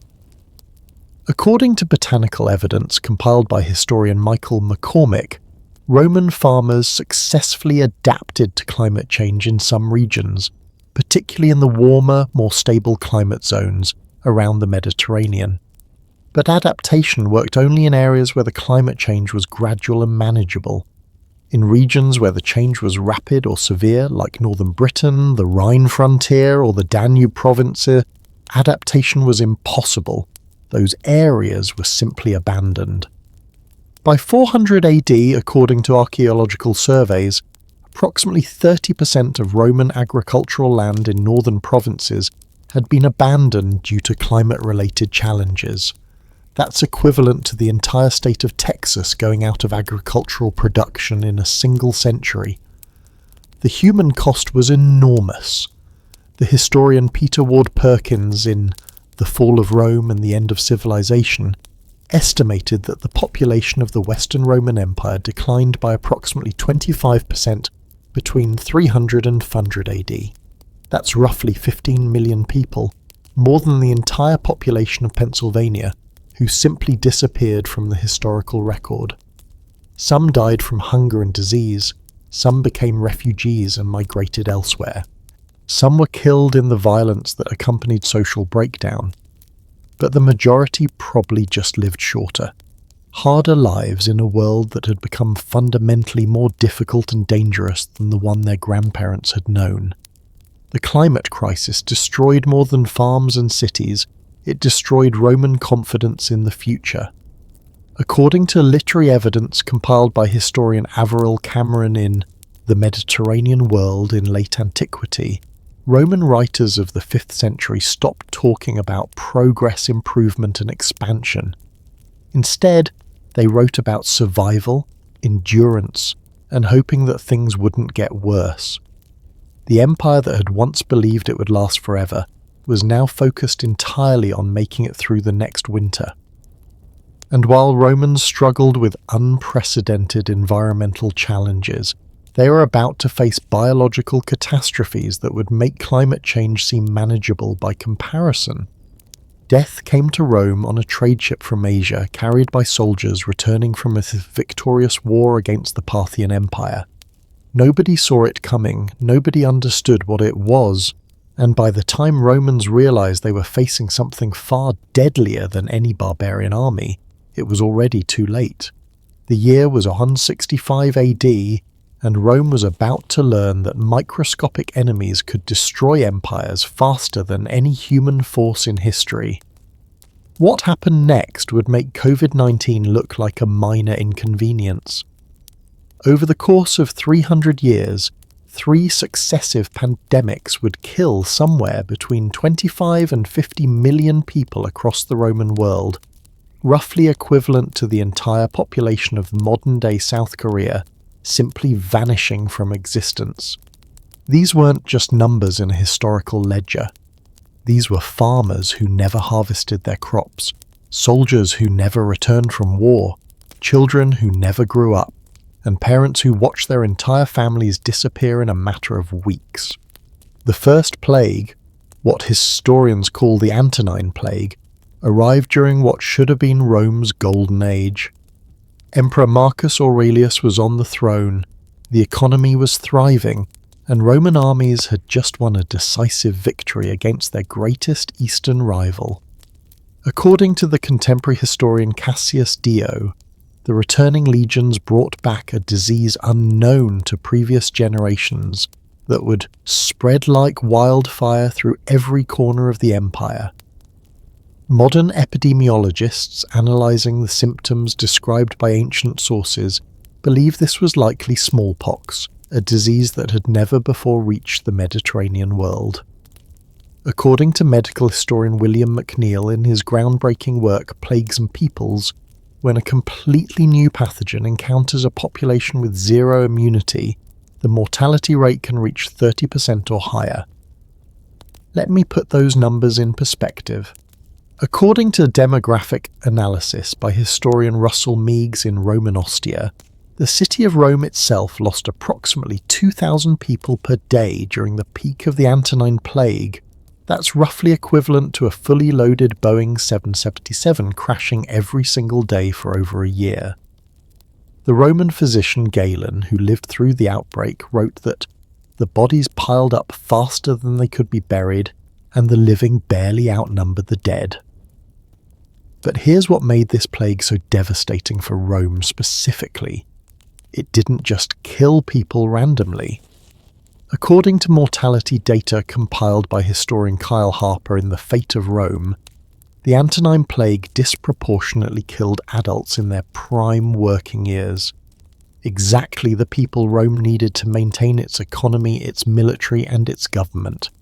The Emperor Marcus Aurelius himself nearly died from the plague. According to his personal journal, The Meditations, he spent months delirious with fever, convinced he was going to join the countless thousands who have already departed this life. The fact that Rome's philosopher-emperor was writing about his own mortality while literally dying of plague tells us something about how completely this disease disrupted Roman society. Have you ever lived through a pandemic? Have you experienced that strange combination of fear, uncertainty, and social isolation that comes when disease fundamentally changes how society operates? Share your experience in the comments, because Romans in 165 AD were feeling exactly the same emotions, just without the benefit of modern medicine or communication technology. The economic impact was immediate and catastrophic. According to tax records analysed by historian Michael Foldvary, imperial revenue dropped by approximately 40% during the plague years as entire regions became depopulated. The Roman writer Aelius Aristides, who survived the plague, describe travelling through areas of Asia Minor where entire cities stand empty, with wild animals roaming through the forums where merchants once conducted business. But the military consequences were even worse. According to the historian Herodian, writing in the 3rd century, the Antonine Plague killed so many soldiers that Rome was forced to recruit gladiators, slaves, and even barbarian prisoners to fill its legions. The professional military that had conquered the world was suddenly desperate for anyone who could hold a sword. This created a vicious cycle that would plague Rome for centuries. Military weakness led to increased barbarian raids, which spread disease even further, which weakened the military even more. According to archaeological evidence from frontier forts, many Roman military installations along the Rhine and Danube were simply abandoned during the plague years because there weren't enough healthy soldiers to man them. Just as Romans were beginning to recover from the Antonine Plague, a second pandemic struck around 249 AD. Named after Saint Cyprian, the bishop of Carthage who documented its effects, the Plague of Cyprian was possibly the first recorded outbreak of a hemorrhagic fever virus, something similar to Ebola or Marburg virus. Cyprian's description of the symptoms is terrifying. The intestines are shaken with a continual vomiting, the eyes are on fire with the injected blood, the whole body is tortured with pain. According to his letters, preserved in the Vatican archives, the plague killed so many people in Carthage that the living scarcely sufficed to bury the dead. But what made the Plague of Cyprian particularly devastating was its timing. Rome was already dealing with economic collapse, military defeats, and political instability during what historians call the crisis of the 3rd century. The plague didn't cause this crisis, but it made recovery virtually impossible. According to demographic calculations by historian Walter Scheidel in the Cambridge Economic History of the Greco-Roman World, the Roman Empire's population may have declined by as much as 25% between 200 and 500 AD. A quarter of all Romans, roughly 15 to 20 million people, simply disappeared during this century of crisis. To put that in modern terms, imagine if the United States lost 80 million people in a single century. Entire states would be empty. Major cities would become ghost towns. The economic and social disruption would be so complete that American civilization as we know it would cease to exist. That's essentially what happened to Rome during the 3rd century. According to archaeological surveys compiled by historian Chris Wickham, hundreds of Roman cities simply disappeared during this period. Not conquered, not destroyed by war. Just abandoned as their populations died or fled to areas with better survival prospects. The psychological impact was just as devastating as the demographic collapse. Romans had always believed their empire was blessed by the gods, protected by divine favour, destined for eternal glory. Plague forced them to confront the possibility that they were just as vulnerable as everyone else. The Christian writer Cyprian saw the plague as evidence that the Roman world was ending.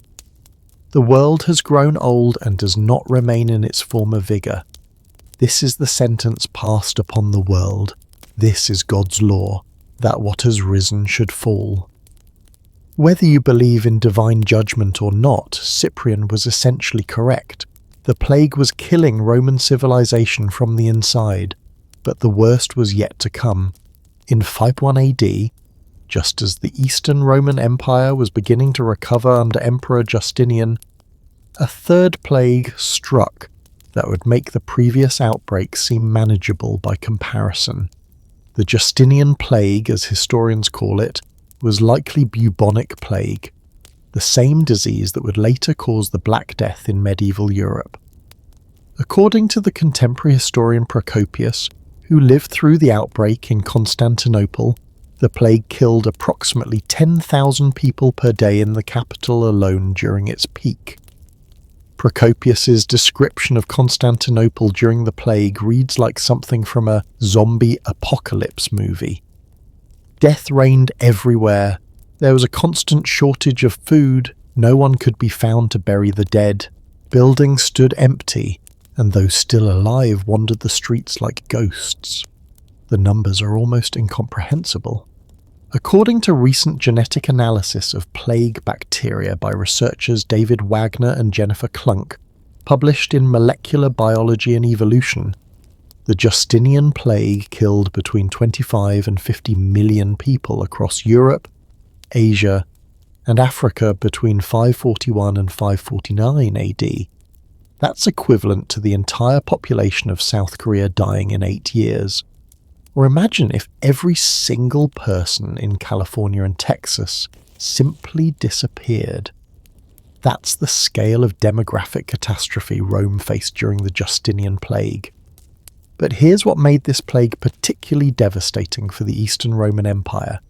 It struck just as Justinian was attempting to reconquer the Western territories that had been lost to barbarian kingdoms. According to military historian Peter Heather in Rome Resurgent, Justinian's armies had successfully retaken North Africa and were making progress in Italy when the plague forced him to abandon his reconquest plans entirely.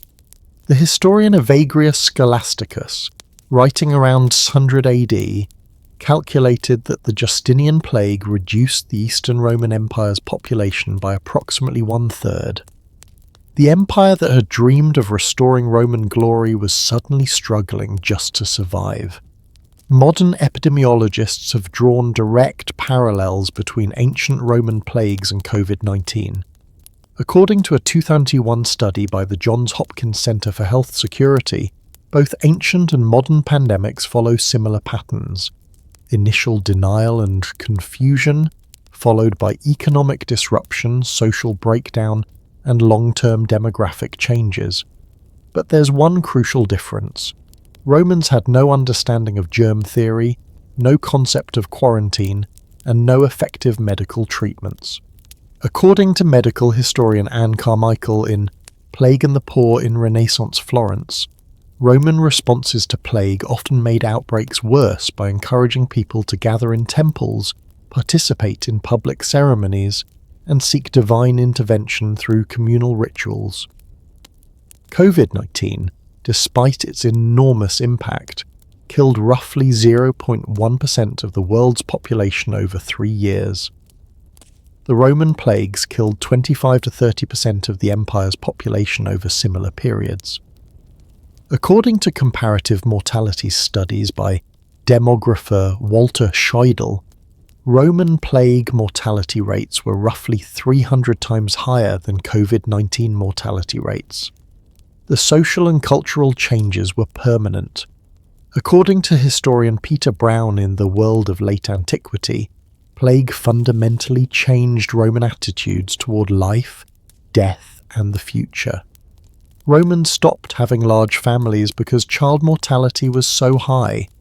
They stopped investing in long-term projects because the future seemed too uncertain. They stopped believing in Roman destiny because Roman strength had proven so fragile. Archaeological evidence shows that Romans also stopped maintaining their infrastructure during plague years. According to surveys by historian Brian Ward Perkins in The Fall of Rome and the End of Civilization, aqueduct systems, road networks, and public buildings began deteriorating rapidly during the 3rd century and were never fully restored. The military impact was equally permanent. According to recruiting records preserved in Egyptian papyri analysed by historian Roger Bagnall in Egypt in Late Antiquity, Roman armies were so depleted by plague that they began accepting recruits who would have been rejected in healthier times. Men who were too young, too old, too small, or too sick for traditional military service. By 600 AD, according to historian Chris Wickham's comprehensive analysis, the Eastern Roman Empire's military consisted largely of foreign mercenaries because there simply weren't enough healthy Roman citizens available for military service. The empire that had once conquered the world with citizen soldiers was now dependent on hired foreigners for its defence. But perhaps the most tragic aspect of Rome's plague experience was how preventable much of the damage was. According to comparative studies by medical historian William McNeill, societies that responded to plague with rational public health measures, quarantine, trade restrictions, improved sanitation, suffered significantly lower mortality rates than societies that relied on religious ceremonies or continued normal social activities. Some Roman communities did implement effective responses. According to archaeological evidence from Pompeii and Herculaneum, preserved by the volcanic eruption of 79 AD, some Roman cities had surprisingly sophisticated sewage systems and public health infrastructure. But these innovations weren't systematically applied across the empire, and many were abandoned during times of crisis. The plague experience revealed something fundamental about Roman civilization. It was more fragile than anyone had imagined. The empire that had seemed invincible against human enemies proved vulnerable to microscopic ones. Military strength meant nothing against disease. Economic prosperity couldn't buy immunity. Political power offered no protection against pathogens that affected rich and poor equally. By the time the last great Roman plague had burned itself out around 750 AD, the classical world was essentially over. The population that had supported Roman cities, Roman armies, and Roman culture was gone. The knowledge, skills, and institutions that had made Roman civilization possible were disappearing along with the people who maintained them. Yet even as plague ravaged the Roman population and economy, even as entire cities emptied and armies melted away, Romans continued to believe that strong leadership could somehow restore their former glory. They kept electing emperors, passing laws, and making grand plans as if institutional reform could solve biological catastrophes. Leadership is everything, until suddenly it isn't. For over 400 years, Rome had produced an almost miraculous succession of capable rulers, men who could command armies, manage vast bureaucracies, and inspire millions of people across 3 continents. Then, almost overnight, that stopped working. Good emperors became not just rare, but literally impossible. And the reasons why reveal something terrifying about what happens to civilizations when the very act of leadership becomes a death sentence. Marcus Aurelius died in 180 AD, and with him died something essential to Roman civilization. He was the last of what historians call the 5 good emperors, a sequence of rulers so competent that Edward Gibbon, in The Decline and Fall of the Roman Empire, called their era the period in the history of the world during which the condition of the human race was most happy and prosperous. But here's the thing about Marcus Aurelius that should terrify anyone who cares about leadership. He was probably the most qualified person in human history to be emperor, and he spent his entire reign writing about how miserable the job made him. His personal journal, the Meditations, reads like a therapy session with himself. "Remember that in a little while you and everyone you know will be dead," he wrote, "and soon after that even your name will be forgotten." This wasn't depression talking. This was the most powerful man in the world realizing that power itself had become impossible to wield effectively. According to historian Anthony Burley in Marcus Aurelius: A Biography, Marcus spent 9 years as emperor and was literally at war for 17 of them. He never had a single year of peace during his entire reign. Think about that for a moment. The philosopher-emperor, the man who represented the absolute pinnacle of Roman achievement, spent nearly his entire adult life dealing with military crises, economic disasters, and political emergencies. According to his own writings, he barely had time to read, let alone think deeply about governance or policy. And this was during what historians consider Rome's golden age. If the best emperor in Roman history was overwhelmed by the job's impossible demands, what hope did lesser men have? The answer came immediately after Marcus Aurelius died. His son Commodus took power, and within 12 years had turned the imperial office into a murderous circus. According to the historian Cassius Dio, who lived through Commodus's reign, the emperor spent more time fighting as a gladiator than governing the empire. He literally performed in the Colosseum, killing wild animals and fighting professional gladiators, while the empire's administration collapsed around him. But here's what's truly disturbing. Commodus wasn't uniquely evil or incompetent. According to recent historical analysis by historian Olivier Hexter in Commodus, an Emperor at the Crossroads, Commodus was actually responding rationally to the impossible structural problems he'd inherited. The empire had become so complex, so crisis-prone, and so dangerous to govern that theatrical distraction was perhaps the only viable strategy. By 180 AD, according to administrative records analysed by historian Michael Rostov-Zeff in The Social and Economic History of the Roman Empire, the Roman government was simultaneously managing over 40 provinces, coordinating 50,000 miles of roads, maintaining 300,000 active soldiers, collecting taxes from 60 million people, and defending 4,000 miles of frontier against dozens of different enemies. No human being could effectively manage an operation of that complexity, especially not with ancient communication technology.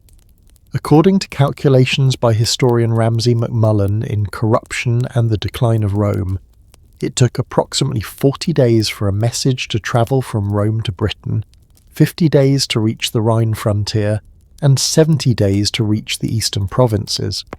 An emperor making decisions about urgent military situations was often responding to information that was 2 months out of date. Have you ever had a job that felt impossible? Where no matter how hard you worked or how smart you were, the challenges just kept multiplying faster than you could solve them? Drop a comment and tell me about it, because that's exactly what happened to Roman emperors after Marcus Aurelius. The structural impossibility of imperial leadership created what historians call the imperial death spiral. According to data compiled by historian Pat Southern in The Roman Empire from Severus to Constantine, between 235 and 284 AD, just 49 years, Rome had 26 different emperors. That's an average reign of less than 2 years per emperor. But here's the really horrifying statistic. Of those 2 emperors, only 1 died of natural causes. The rest were murdered by their own soldiers, assassinated by political rivals, killed in battle, or executed by their successors. Being Roman emperor had become literally the most dangerous job in the world. The historian David Potter, in The Roman Empire at Bay, calculated that during the 3rd century, a Roman emperor had roughly a 1 in 10 chance of dying peacefully in his bed. Compare that to modern CEOs of Fortune 500 companies, who have approximately a 1 in 10,000 chance of dying violently. Roman emperors were 1,000 times more likely to be murdered than modern business leaders. This created a vicious cycle that destroys the quality of imperial leadership. According to political analysis by historian Michael Kulikowski in Imperial Triumph, rational, competent people stopped wanting to be emperor because the job was essentially a death sentence. The only people willing to take the position were either desperate, delusional, or planning to use imperial power for personal enrichment before their inevitable assassination. The most dramatic example was the Year of 6 Emperors in 238 AD. According to the contemporary historian Herodian, the year began with Maximinus Thrax as emperor. By December, 5 different men had claimed imperial power, and all but 1 were dead. The survivor, Gordian III, was 13 years old. Let that sink in for a moment. The Roman Empire, which controlled most of the civilized world, was being governed by a teenager because every qualified adult was either dead or smart enough to refuse the job. Modern leadership research helps explain why this happened. According to a 2010 study by Harvard Business School's Brian Hall, published in Strategic Management Journal, leadership positions become self-selecting for poor candidates when the personal costs of leadership exceed the personal benefits. In other words, when being a leader becomes too dangerous or thankless, only people with poor judgment or ulterior motives will accept leadership roles. That's exactly what happened to Rome. The empire still needed emperors, but the position had become so hazardous that it attracted only people who were either too ambitious to care about the risks or too incompetent to understand them. The historian Zosimus, writing in the 6th century, perfectly captured this dynamic. The empire had become like a ship in a storm, where the position of captains was so dangerous that experienced sailors refused to take it, leaving only desperate men or fools to steer toward disaster. But the leadership crisis wasn't just about emperors. According to administrative records preserved in Egyptian papyri, analysed by historian Roger Bagnall in Egypt in Late Antiquity, the quality of provincial governors, military commanders, and civil administrators also declined dramatically during the 3rd century. The same structural problems that made being emperor impossible also made every other leadership position in the Roman government extremely difficult and dangerous. Provincial governors were caught between impossible demands from Rome and local populations they couldn't effectively control. Military commanders were expected to win battles with inadequate resources against increasingly sophisticated enemies. Civil administrators were required to collect taxes from populations that were often unable or unwilling to pay. According to the career progression data compiled by historian Arnold Jones in the later Roman Empire, by 250 AD, the average tenure for a provincial governor was less than 18 months. Most were either recalled for failure, killed by local rebellions, or murdered by their own subordinates. Like the imperial office itself, provincial leadership had become a revolving door of short-term appointments ending in disaster.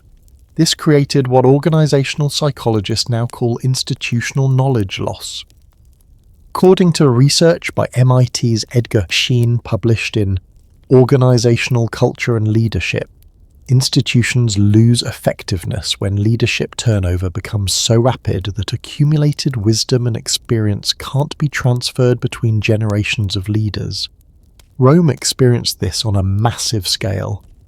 The governmental expertise that had been built up over centuries was being lost every few years as new, inexperienced leaders replaced murdered or disgraced predecessors. According to historian Chris Wickham's analysis in The Framing of the Early Middle Ages, by 300 AD most Roman officials were essentially improvising their jobs because institutional memory had been so thoroughly disrupted. The military suffered even more than the civilian government.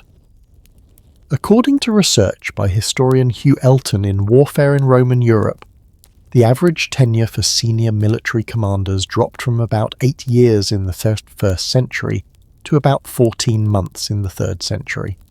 Roman armies were being led by officers who barely had time to learn their soldiers' names, let alone develop effective strategies or build unit cohesion. This had predictable consequences for military effectiveness. According to battle analysis by historian Peter Heather, in Empires and Barbarians, Roman armies during the 3rd century lost approximately 60% of major engagements against barbarian forces. The same military that had conquered the world was now losing most of its fights, largely because leadership instability had destroyed tactical competence and strategic planning. But perhaps the most tragic aspect of Rome's leadership crisis was how it affected public morale and civic engagement. According to literary evidence compiled by historian Averil Cameron in The Mediterranean World in Late Antiquity, Romans stopped believing that good government was possible. The satirist Juvenal, writing around 200 AD, captured this perfectly in his famous phrase about Roman citizens wanting only bread and circuses. But modern historians have noted that this wasn't just apathy, it was rational response to political chaos. When leadership changes every few months and each new leader pursues completely different policies, ordinary citizens have no incentive to engage with government or plan for the future. The historian Michael Rostovtsev identified this as the civic disengagement spiral.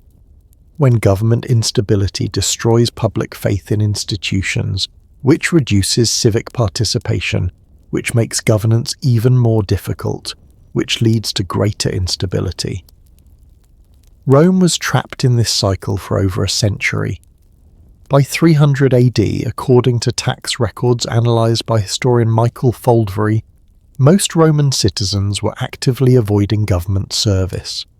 Positions that had once been considered honours were now imposed as punishments. Local magistrates had to be forced to serve, often under threat of financial penalties or imprisonment.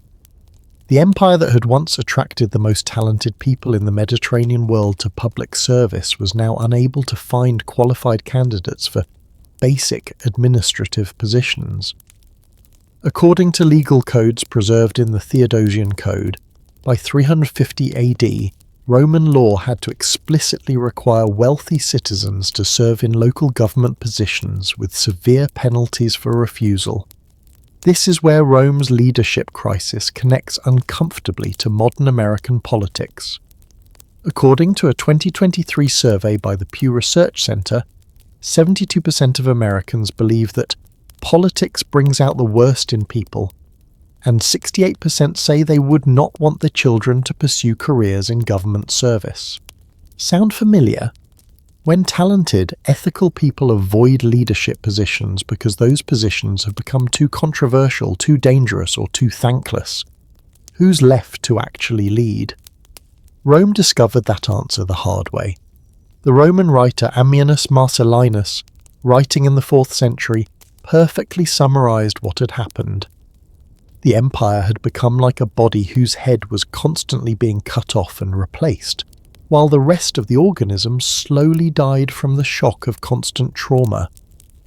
But even as Rome's political leadership collapsed into chaos and incompetence, even as the best minds of each generation chose private life over public service, Romans continued to believe that institutional reform and administrative reorganization could somehow restore their former greatness. They assumed that the right policies, implemented by the right people, could overcome any challenge.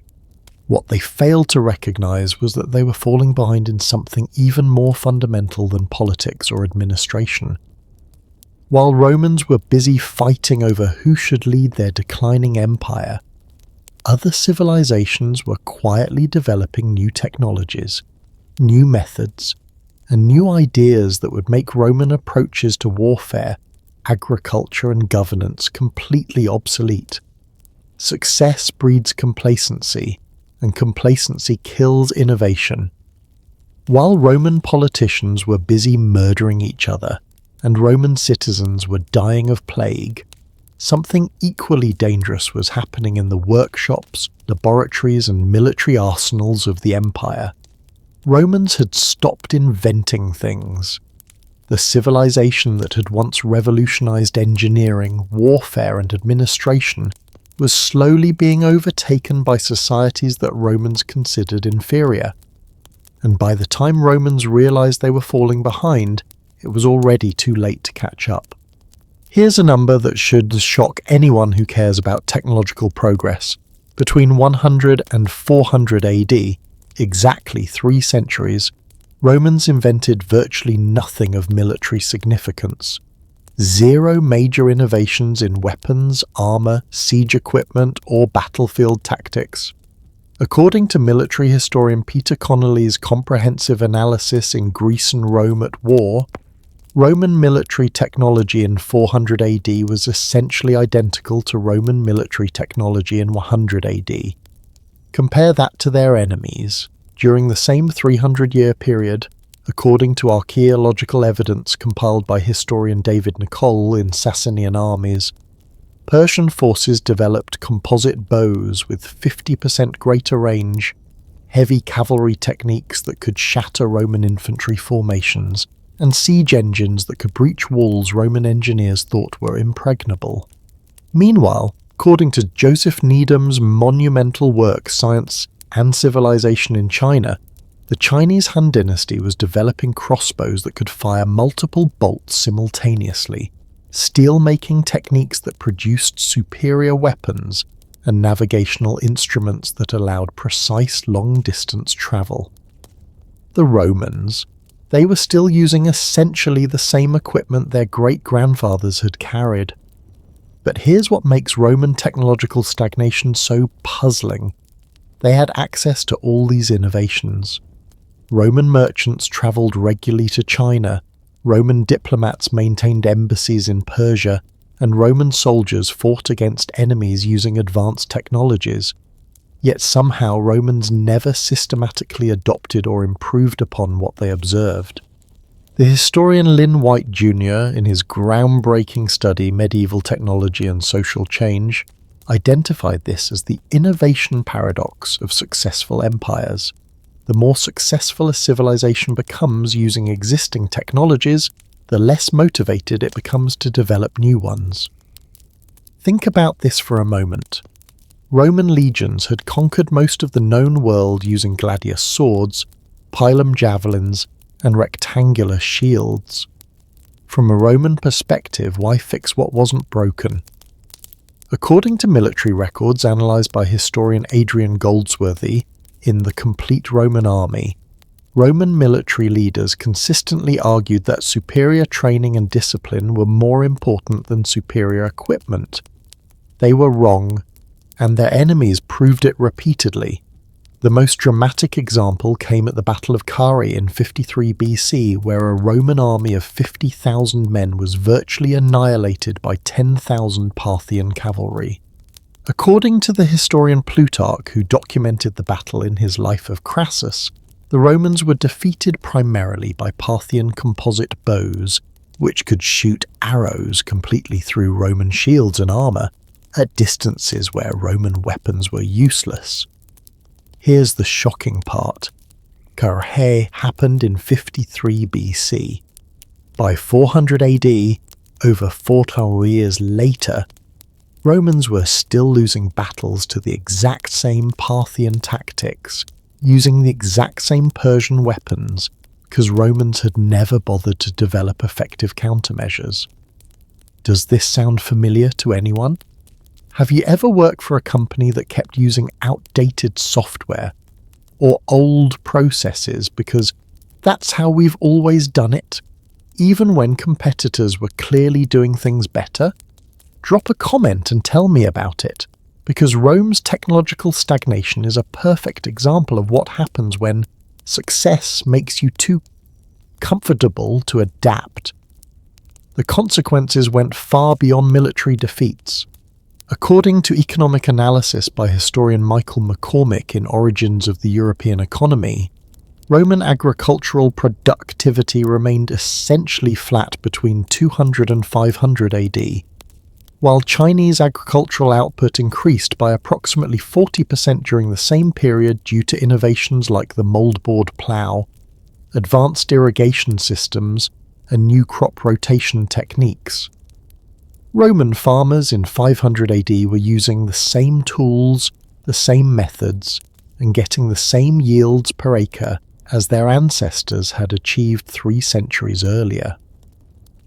Meanwhile, Chinese farmers were feeding larger populations with less land, creating agricultural surpluses that supported massive armies and extensive public works projects.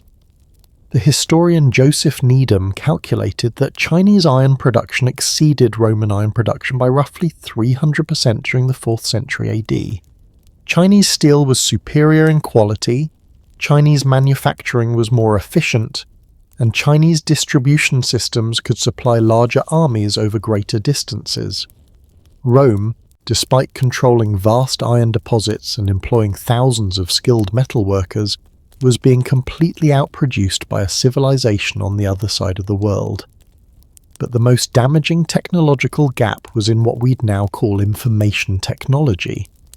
While Romans were still relying on messengers and signal fires for long-distance communication, Chinese administrators were using paper, standardized printing, and sophisticated postal systems that could coordinate government operations across territories larger than the entire Roman Empire. According to administrative records preserved in Chinese archives, analysed by a historian Patricia Ebrey in the Cambridge Illustrated History of China, by 400 AD, the Chinese government was processing approximately 10 times more written documents per capita than the Roman government. Chinese bureaucrats could make more informed decisions, coordinate more complex operations, and respond more quickly to changing circumstances than their Roman counterparts. The technological gap extended to seemingly basic innovations. According to archaeological evidence compiled by historian Lynn White Jr., Romans never systematically adopted the stirrup, even though this simple device revolutionized cavalry warfare throughout Asia. Roman cavalry in 500 AD was still using the same techniques Julius Caesar's horsemen had used 550 years earlier, while Persian and Chinese cavalry could fight more effectively for longer periods with greater tactical flexibility. Romans also failed to develop effective counterweight siege engines, despite facing them repeatedly in wars against Sassanid Persia. According to military engineering analysis by historian Paul Bentley Kern in Ancient Siege Warfare, Roman siege technology in 400 AD was actually inferior to Roman siege technology in 100 AD, because complex knowledge had been lost during centuries of political instability and military defeats. Here's where Roman technological stagnation becomes a cautionary tale for any modern superpower. According to the historian A.D. Lee, in Information and Frontiers, Romans suffered from what he calls superiority syndrome, the belief that Roman ways were automatically the best ways, regardless of evidence to the contrary. Roman military manuals from the 4th century, preserved in Byzantine libraries, explicitly discourage learning from barbarian enemies. The writer Vegetius, in his De Re Militari, argued that adopting foreign military techniques would somehow weaken Roman martial virtue. According to Vegetius, Romans should win through superior Roman discipline, not through superior Roman equipment. This attitude had catastrophic consequences. According to battle analysis by historian Peter Heather, in The Fall of the Roman Empire, by 450 AD Germanic warriors were often better armed and better equipped than the Roman soldiers fighting against them. Germanic smiths had learned Chinese steel-making techniques, Persian archery methods, and Hun cavalry tactics. Roman smiths were still making the same swords their grandfathers had forged. The irony is that Romans had once been history's greatest technological adopters.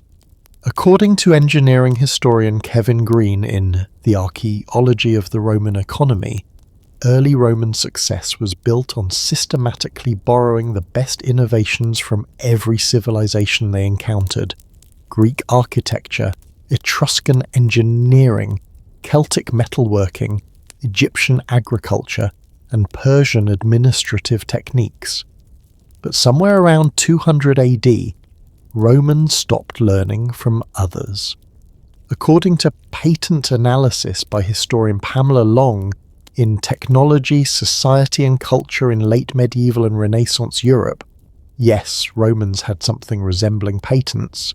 The number of recorded Roman innovations dropped by over 75% between 200 and 400 AD. What caused this technological stagnation? According to the historian Lynn White Jr.'s analysis, several factors combined to kill Roman innovation. First, military success reduced pressure for improvement. Roman armies were still winning most battles against barbarian enemies, so there seemed to be no urgent need for new weapons or tactics. The problems came when Romans eventually faced enemies who had spent centuries improving while Rome stood still. Second, economic prosperity reduced incentives for efficiency. Roman agriculture and manufacturing were profitable enough using traditional methods that there was no immediate economic pressure to develop better techniques. Innovation requires investment and risk-taking, and successful societies often become risk-averse. Third, political instability disrupted institutional knowledge. According to organizational analysis by historian Chris Wickham, the constant turnover in Roman leadership meant that technical expertise was constantly being lost. Each new administration had to relearn lessons the previous administration had already discovered. Fourth, cultural conservatism made Romans suspicious of change. According to literary evidence compiled by historian Averil Cameron, by 300 AD Roman intellectuals were more focused on preserving classical learning than on developing new knowledge. Innovation was seen as potentially dangerous to traditional Roman values. But perhaps most importantly, Romans had developed what modern economists call the competency trap. They became so good at using existing technologies that they couldn't see the need for new ones. According to business historian Clayton Christensen's analysis in The Innovator's Dilemma, this is exactly how dominant companies and civilizations get blindsided by disruptive innovations. The Chinese, by contrast, were driven by constant competition with nomadic enemies, harsh environmental challenges, and sophisticated neighboring civilizations. Innovation wasn't optional for Chinese survival, it was essential. According to historian Mark Edward Lewis in China's Cosmopolitan Empire, Chinese technological development was driven by practical necessity rather than intellectual curiosity. Romans, protected by vast distances and military superiority, lost the hunger that drives innovation. According to psychological research by Harvard's Teresa Amabile, published in The Progress Principle, innovative capacity declines when organizations become too comfortable with existing success. The technological gap had strategic consequences that went far beyond individual battles or economic competition. According to systems analysis by historian Peter Turchin in War and Peace and War, societies that fall behind technologically eventually face what he calls competitive elimination. They are not necessarily conquered by superior enemies, but they become unable to compete effectively for resources, population, or influence. That's exactly what happened to Rome. By 500 AD, according to comparative economic analysis by historian Michael McCormick, Roman territories were producing less wealth per capita than Chinese territories, supporting smaller armies relative to their population, and maintaining less sophisticated infrastructure than their neighbours in Persia, India, or China. Romans had become a second-rate power technologically, while still thinking of themselves as a first-rate power militarily and politically. This delusion made adaptation even more difficult because Romans couldn't acknowledge the extent of their disadvantage. The most tragic aspect of Roman technological decline was how reversible it could have been.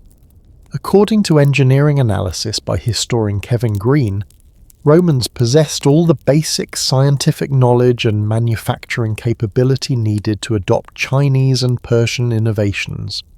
What they lacked was the institutional will to prioritize technological development over traditional approaches. Roman workshops could have produced composite bows. Roman farmers could have used advanced plows. Roman cavalry could have adopted stirrups, and Roman administrators could have implemented paper-based record-keeping.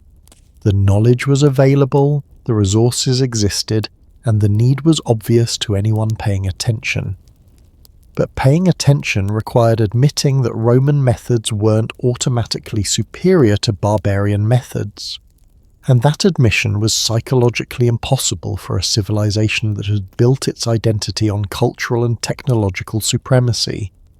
By the time Romans realized they were falling behind, their enemies had moved so far ahead that catching up would have required completely rebuilding Roman military, economic, and administrative systems.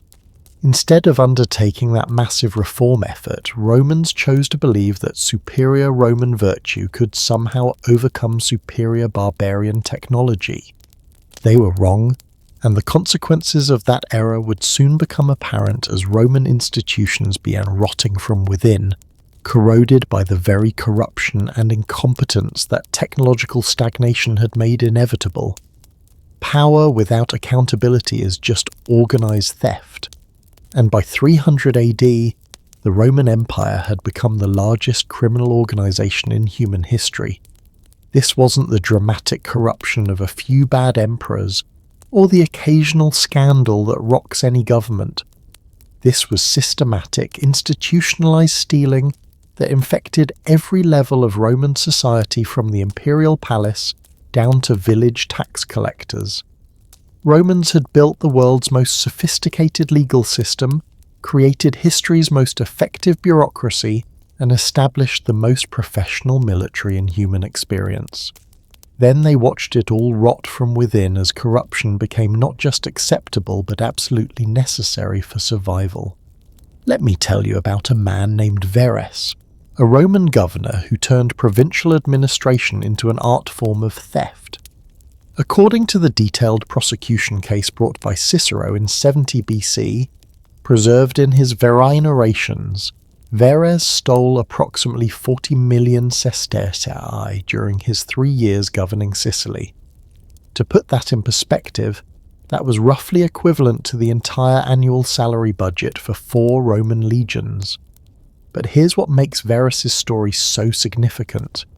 He wasn't considered unusually corrupt by Roman standards. According to Cicero's own testimony, prosecuting Verres was difficult because every senator in Rome understood that provincial governorship was an opportunity for personal enrichment. The problem wasn't that Verres was stealing, the problem was that he was stealing too obviously and too much. Cicero calculated that a reasonable level of corruption for a provincial governor should net about 10 to 15 million sestertii over a 3-year term, enough to recoup the costs of purchasing the office and provide a comfortable retirement, but not so much as to provoke rebellion among the provincials. Verres had taken nearly 3 times the acceptable amount of bribes and embezzlement. Think about what this tells us about Roman government. They had developed informal standards for how much corruption was professionally appropriate. It's like discovering that modern politicians have an unofficial price list for different types of illegal favours, and the only people who get prosecuted are the ones who charge too much. By 250 AD, according to the financial records analysed by historian Ramsay MacMullen in Corruption and the Decline of Rome, systematic corruption had become so embedded in Roman administration that the government literally could not function without it. Provincial governorships were sold to the highest bidder, military commands were purchased rather than earned, and judicial decisions were openly auctioned to whoever offered the most attractive bribes. The historian A.H.M. Jones, in the later Roman Empire, documented exactly how this system worked. A wealthy Roman who wanted to become governor of Egypt, one of the empire's richest provinces, would pay approximately 200,000 gold solidi to imperial officials for the appointment. That's roughly equivalent to $50 million in modern currency. But here's the thing, nobody paid millions for a government job out of public spirit. According to tax records preserved in the Egyptian papyri, analysed by historian Roger Bagnall, the average provincial governor recovered his initial investment within 18 months and typically netted 400 or 500% profit over a standard 3-year term. This created what economists call a corruption spiral. The more expensive offices became to purchase, the more office holders had to steal to recoup their investment, which made the offices more valuable and therefore more expensive to purchase. According to MacMullen's calculations, the cost of purchasing major government positions increased by roughly 300% between 200 and 400 AD. Have you ever worked in an organisation where you felt like nothing got done unless someone got paid off under the table? where the official rules were just suggestions and the real business happened through personal connections and informal payments. Drop a comment and tell me about it, because you've experienced exactly what happened to the Roman Empire on a massive scale. The military was even more corrupt than civilian government. According to the historian Vegetius, writing around 390 AD in De Re Militari, Roman military commanders were routinely selling army supplies, pocketing soldiers' wages, and accepting bribes from enemies in exchange for strategic information. The most infamous case was Marcus Gavius Maximus, a commander on the Rhine frontier around 260 AD. According to court records preserved in the Vatican secret archives, Gavius was simultaneously collecting salary from the Roman government, receiving bribes from Germanic tribal leaders, and selling Roman military equipment to barbarian enemies. When he was finally arrested, investigators discovered he'd accumulated personal wealth equivalent to the entire annual budget for frontier defense. But here's the truly shocking part. Gavius wasn't executed for treason. He was transferred to a different command and eventually retired with full honours. According to the historian Zosimus, writing in the 6th century, the corruption had become so universal that punishing it would have required dismissing virtually every officer in the Roman army. The justice system was equally compromised. According to legal records analysed by historian Tony Honore, in Emperors and Lawyers, by 300 AD Roman courts were operating on what modern lawyers would recognise as a fee-for-service model. Judges charged specific amounts for different types of verdicts. Lawyers sold their services to both sides in the same case, and court clerks auctioned off favourable scheduling and procedural rulings. The Emperor Diocletian attempted to reform this system around 290 AD by issuing strict price controls for judicial services. According to the Edict on Maximum Prices, preserved in multiple inscriptions across the empire, Diocletian tried to establish official fee schedules for different types of legal proceedings. The reform failed completely. According to the historian Michael Rostov-Zeff's analysis in the Social and Economic History of the Roman Empire, judges simply charged the official fees plus unofficial processing fees, administrative costs, and expedited handling charges that often exceeded the original bribes by 200 to 300%.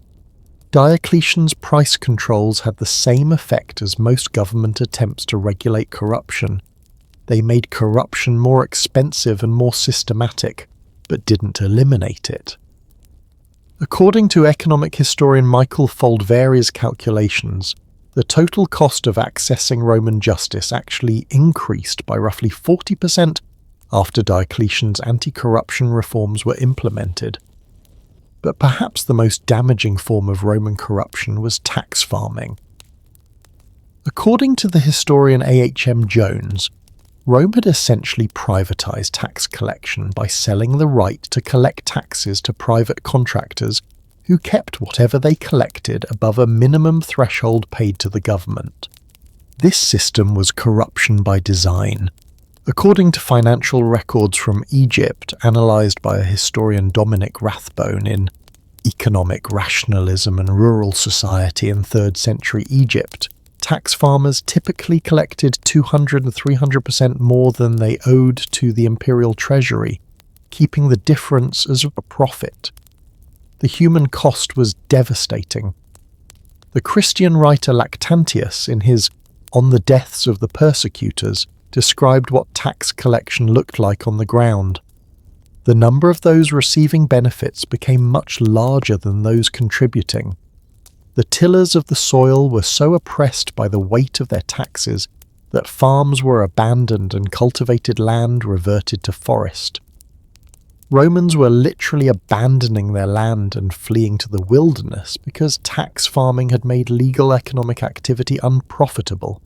According to archaeological surveys compiled by historian Chris Wickham, approximately 20% of agricultural land in some Roman provinces was abandoned between 250 and 350 AD due to excessive taxation and corruption.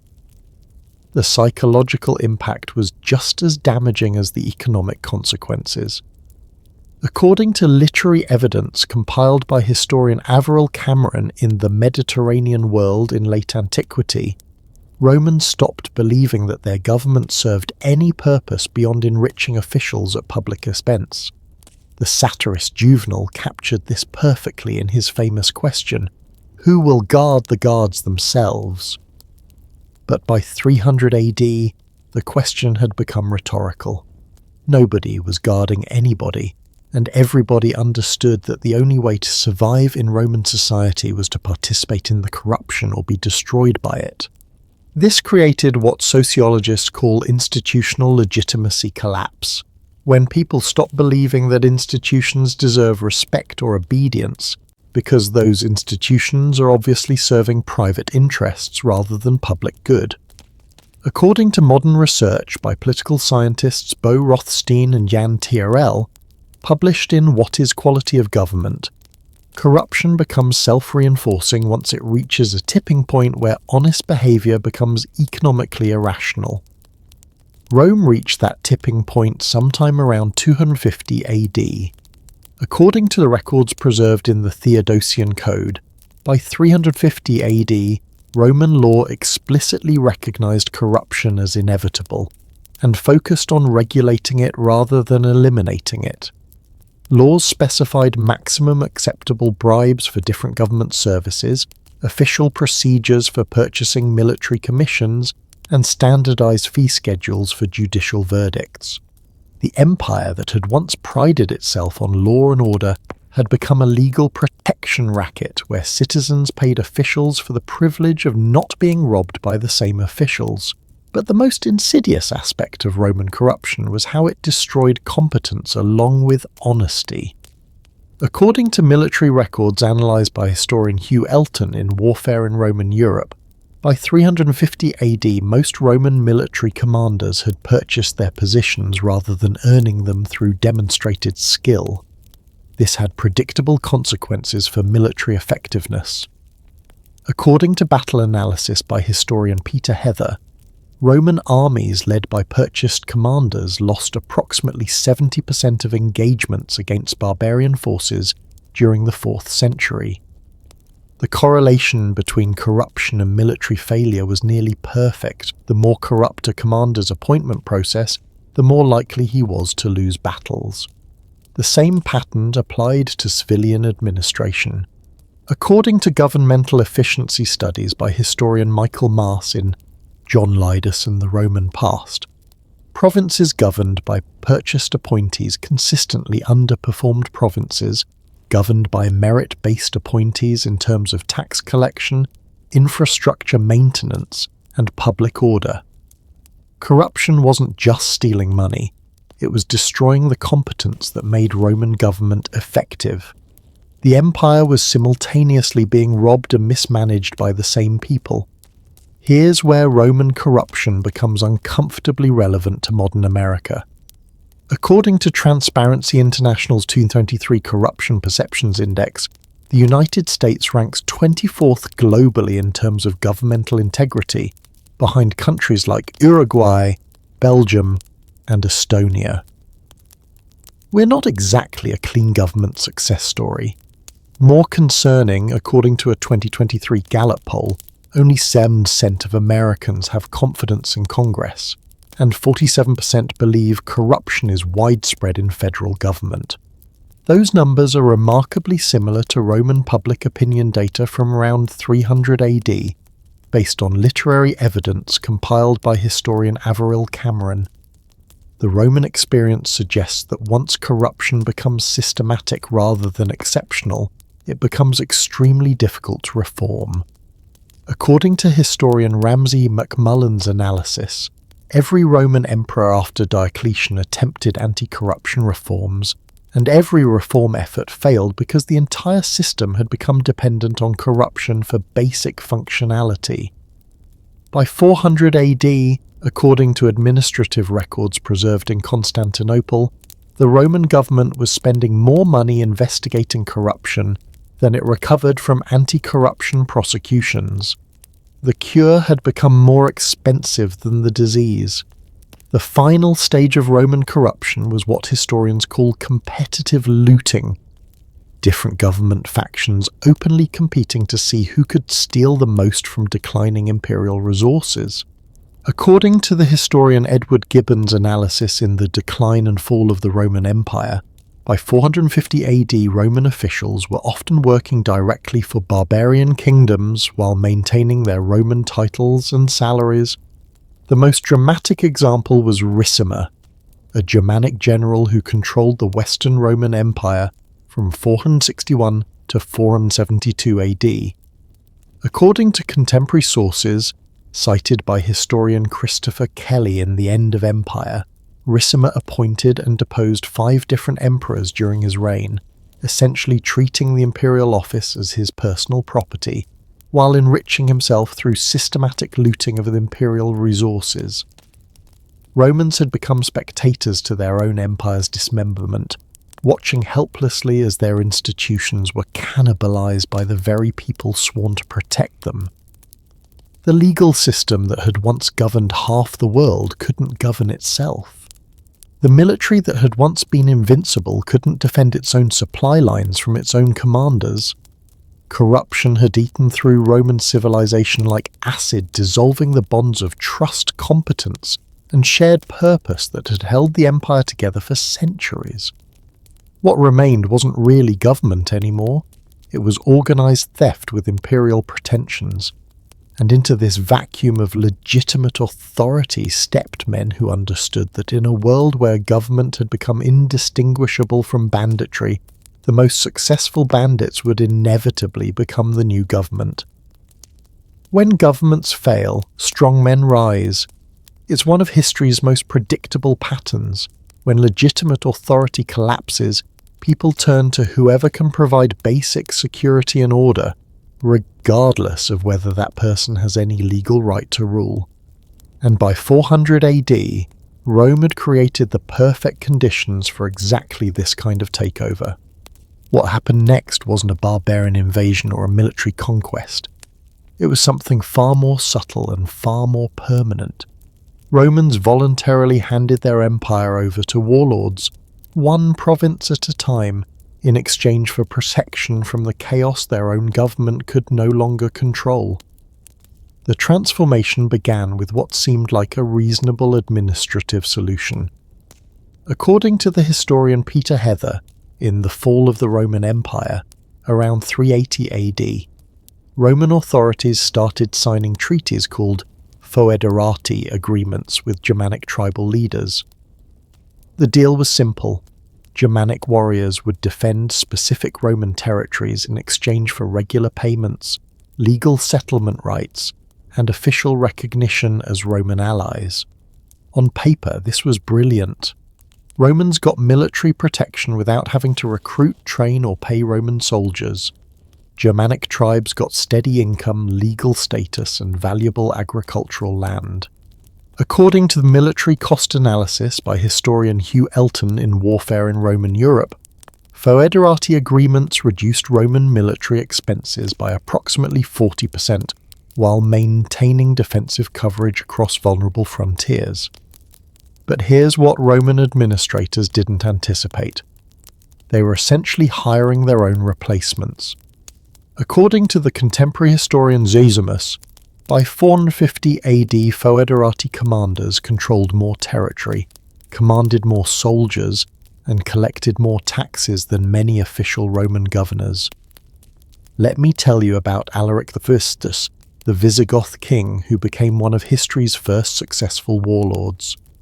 According to the detailed account by historian Peter Heather, Alaric simultaneously held an official Roman military title, Magister Militum, or Master of Soldiers, while commanding a completely independent Germanic army that moved freely through Roman territories, negotiating directly with emperors and collecting tribute from Roman cities. Think about how absurd this situation was. Alaric was officially a Roman general, paid by Roman taxpayers, authorized by Roman law to defend Roman interests, But his army was Germanic, his loyalty was tribal, and his authority came from his ability to threaten Roman cities with destruction if they didn't pay him protection money. According to financial records preserved in the Vatican secret archives, between 395 and 410 AD, the Western Roman government paid Alaric approximately £4,000 of gold, roughly equivalent to 200 million in modern currency, for military services. But according to the same records, Alaric spent most of this period either attacking Roman cities or threatening to attack them if his demands weren't met. Romans were literally paying someone to extort them, and they called it diplomacy. Have you ever been in a situation where you had to pay someone to protect you from the same person who was threatening you? Maybe dealing with a bully at school, or a corrupt official, or even a protection racket in a rough neighbourhood. Drop a comment and tell me about it, because that's exactly the relationship Romans developed with their barbarian allies. But Alaric was just the beginning. According to historian Walter Goffert's comprehensive analysis in Barbarian Tides, by 450 AD, the Western Roman Empire was essentially a confederation of independent warlords who maintained the fiction of Roman authority while exercising real power in their own territories. The most successful was Ricimer, a Germanic general who controlled the Western Roman Empire from 440 AD. 1, 2. According to the historian John Matthews in Western Aristocracies and Imperial Court, Ricimer appointed and deposed 5 different Roman emperors during his 11-year reign, treating the imperial office like a middle management position in his personal military organization.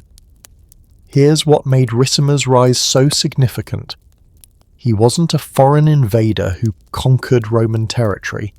He was a Roman citizen, holding official Roman titles, operating within the Roman legal system. According to administrative records analysed by historian Chris Wickham, in the framing of the early Middle Ages, Ricimer collected Roman taxes, enforced Roman law and maintained Roman institutions. He just did it all for his own benefit rather than for any emperor or senate. Ricimer had discovered something that would reshape European civilization. In a world where central government had become ineffective, local strongmen with personal armies could provide better security, more reliable justice, and more efficient administration than distant imperial bureaucracies. The transformation wasn't violent, it was almost voluntary. According to archaeological evidence compiled by historian Brian Ward Perkins in The Fall of Rome and the End of Civilization, most Roman cities negotiated peaceful arrangements with local warlords rather than trying to resist them. Citizens preferred dealing with strongmen who could actually protect them over imperial officials who could only tax them. This created what historians now recognize as the foundation of medieval feudalism. According to the historian Susan Reynolds in Fiefs and Vassals, the feudal system didn't develop gradually over centuries. It emerged directly from the collapse of Roman central authority and the rise of local military commanders who filled the resulting power vacuum. By 500 AD, according to political mapping by historian Patrick Geary in The Myth of Nations, the former Western Roman Empire had fragmented into dozens of independent territories, each controlled by a warlord who maintained some connection to Roman law and Roman titles but exercised completely autonomous authority.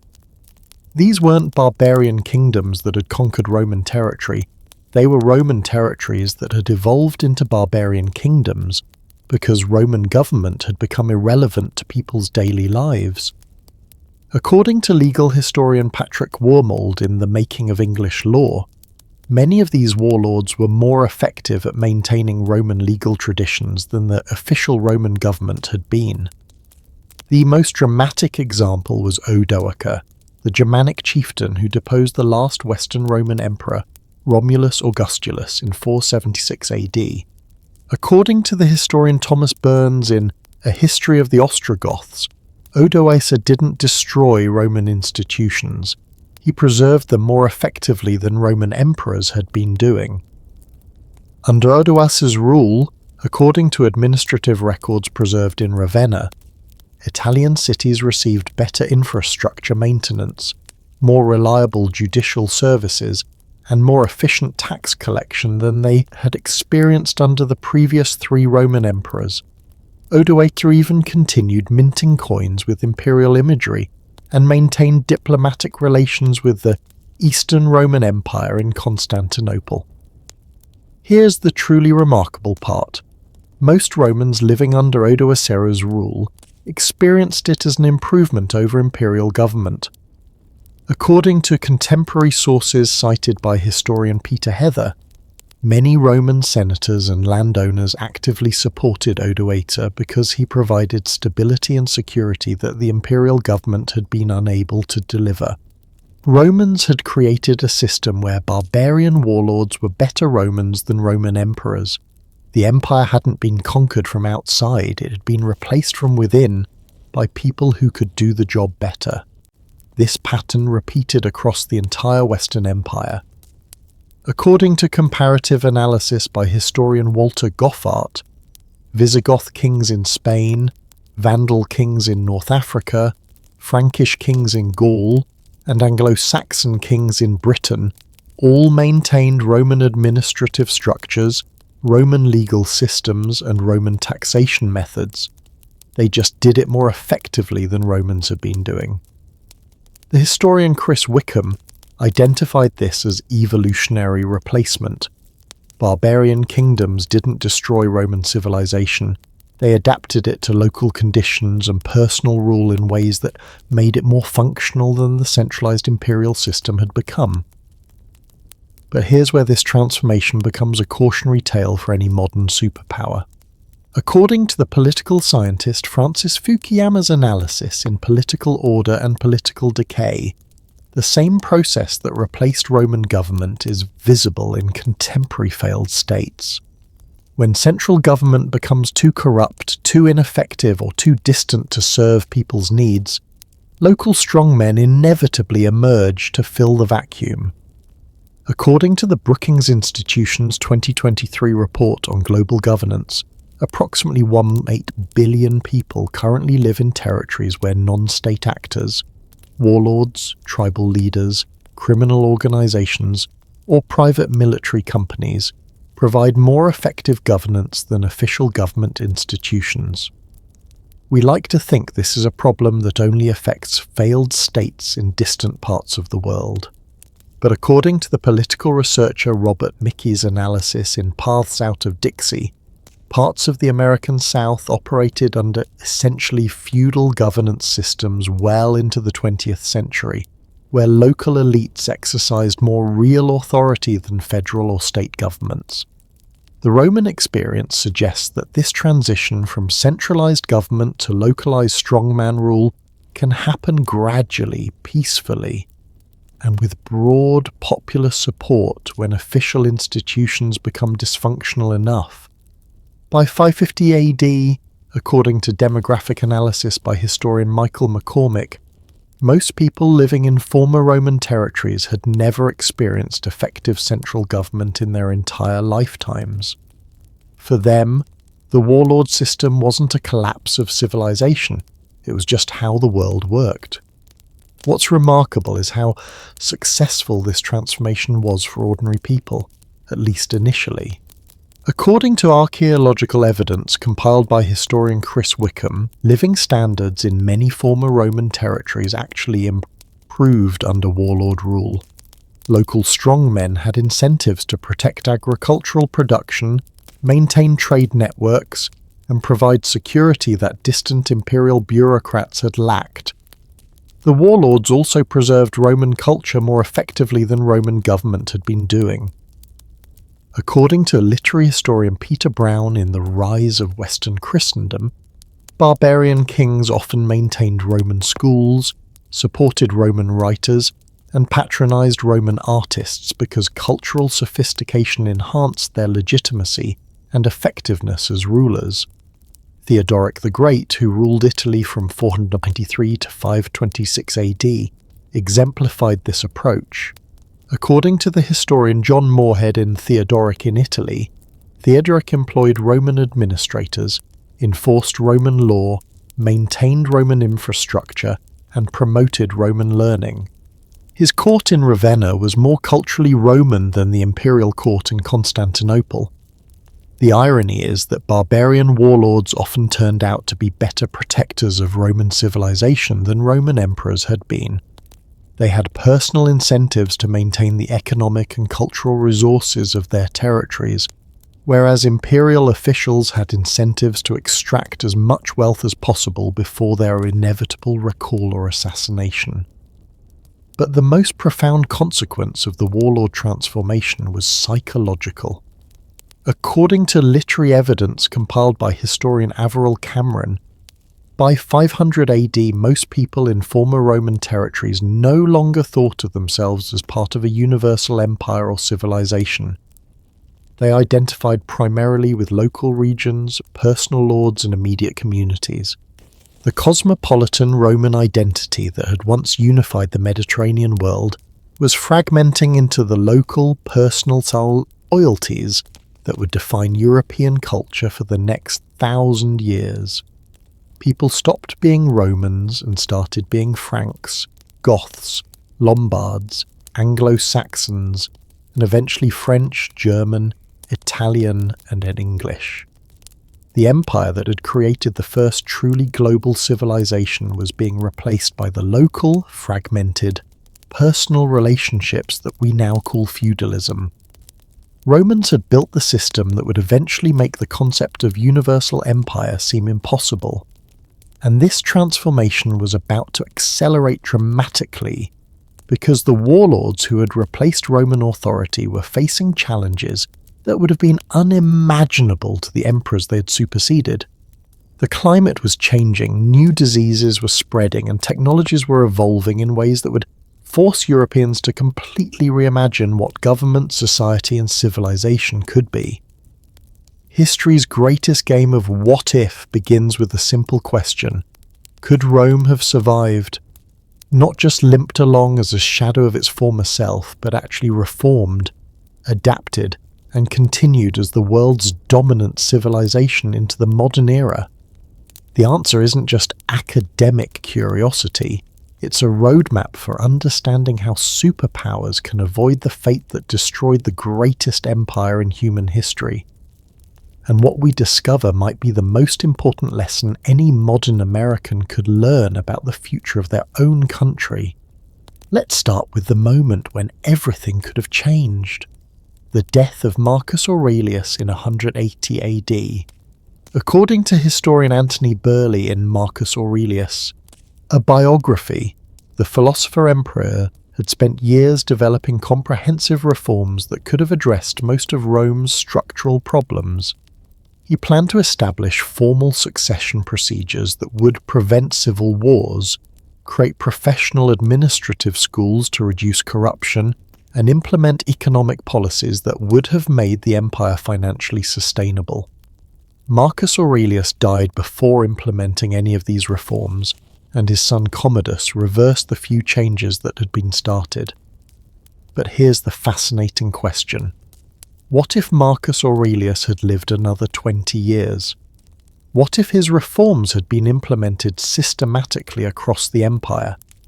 According to demographic modelling by historian Walter Scheidel in The Great Escape, Rome's population decline could have been prevented through relatively simple public health measures that were already known in other parts of the ancient world.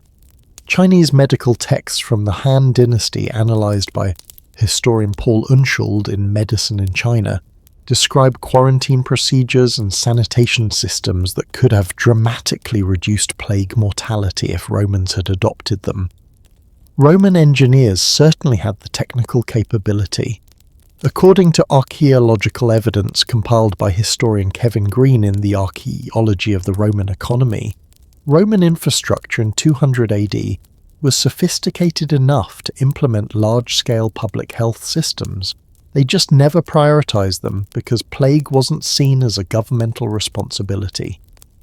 If Rome had adopted Chinese-style quarantine protocols during the Antonine Plague, mortality might have been reduced by 60–70%. According to epidemiological analysis by medical historian William McNeill in Plagues and Peoples, that would have preserved approximately 20 million lives and maintained the demographic base necessary for continued imperial expansion. But population preservation alone wouldn't have been enough. According to economic historian Michael Foldveri's calculations in The Roman Republic and the Theory of Public Goods, Rome's fiscal crisis could have been solved through relatively straightforward tax reform and administrative efficiency measures. Here's what Roman financial reform might have looked like. According to Byzantine administrative records, analysed by historian Warren Treadgold in A History of the Byzantine State and Society, the Eastern Roman Empire successfully reformed its tax system in the 7th century by eliminating tax farming, establishing salaried civil servants, and creating standardized assessment procedures.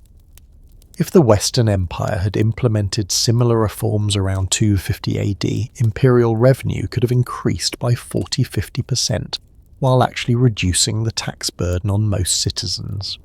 According to Foldveri's modelling, this would have eliminated the financial pressures that forced Rome to debase its currency and sell government positions to the highest bidders. Have you ever wondered what the world would look like today if the Roman Empire had survived and modernized? If Roman engineering had continued developing for another 800 years? Drop a comment and tell me your thoughts, because the implications are staggering. Military reform would have been more challenging but definitely achievable. According to the weapons analysis by historian Peter Connolly in Greece and Rome at War, Romans had access to all the metallurgical knowledge and manufacturing techniques needed to produce composite bows, steel weapons, and advanced siege equipment. They just never systematized the adoption of superior foreign technologies. If Rome had established formal technology transfer programs, something like ancient equivalents of modern industrial espionage, Roman armies could have maintained their technological edge indefinitely.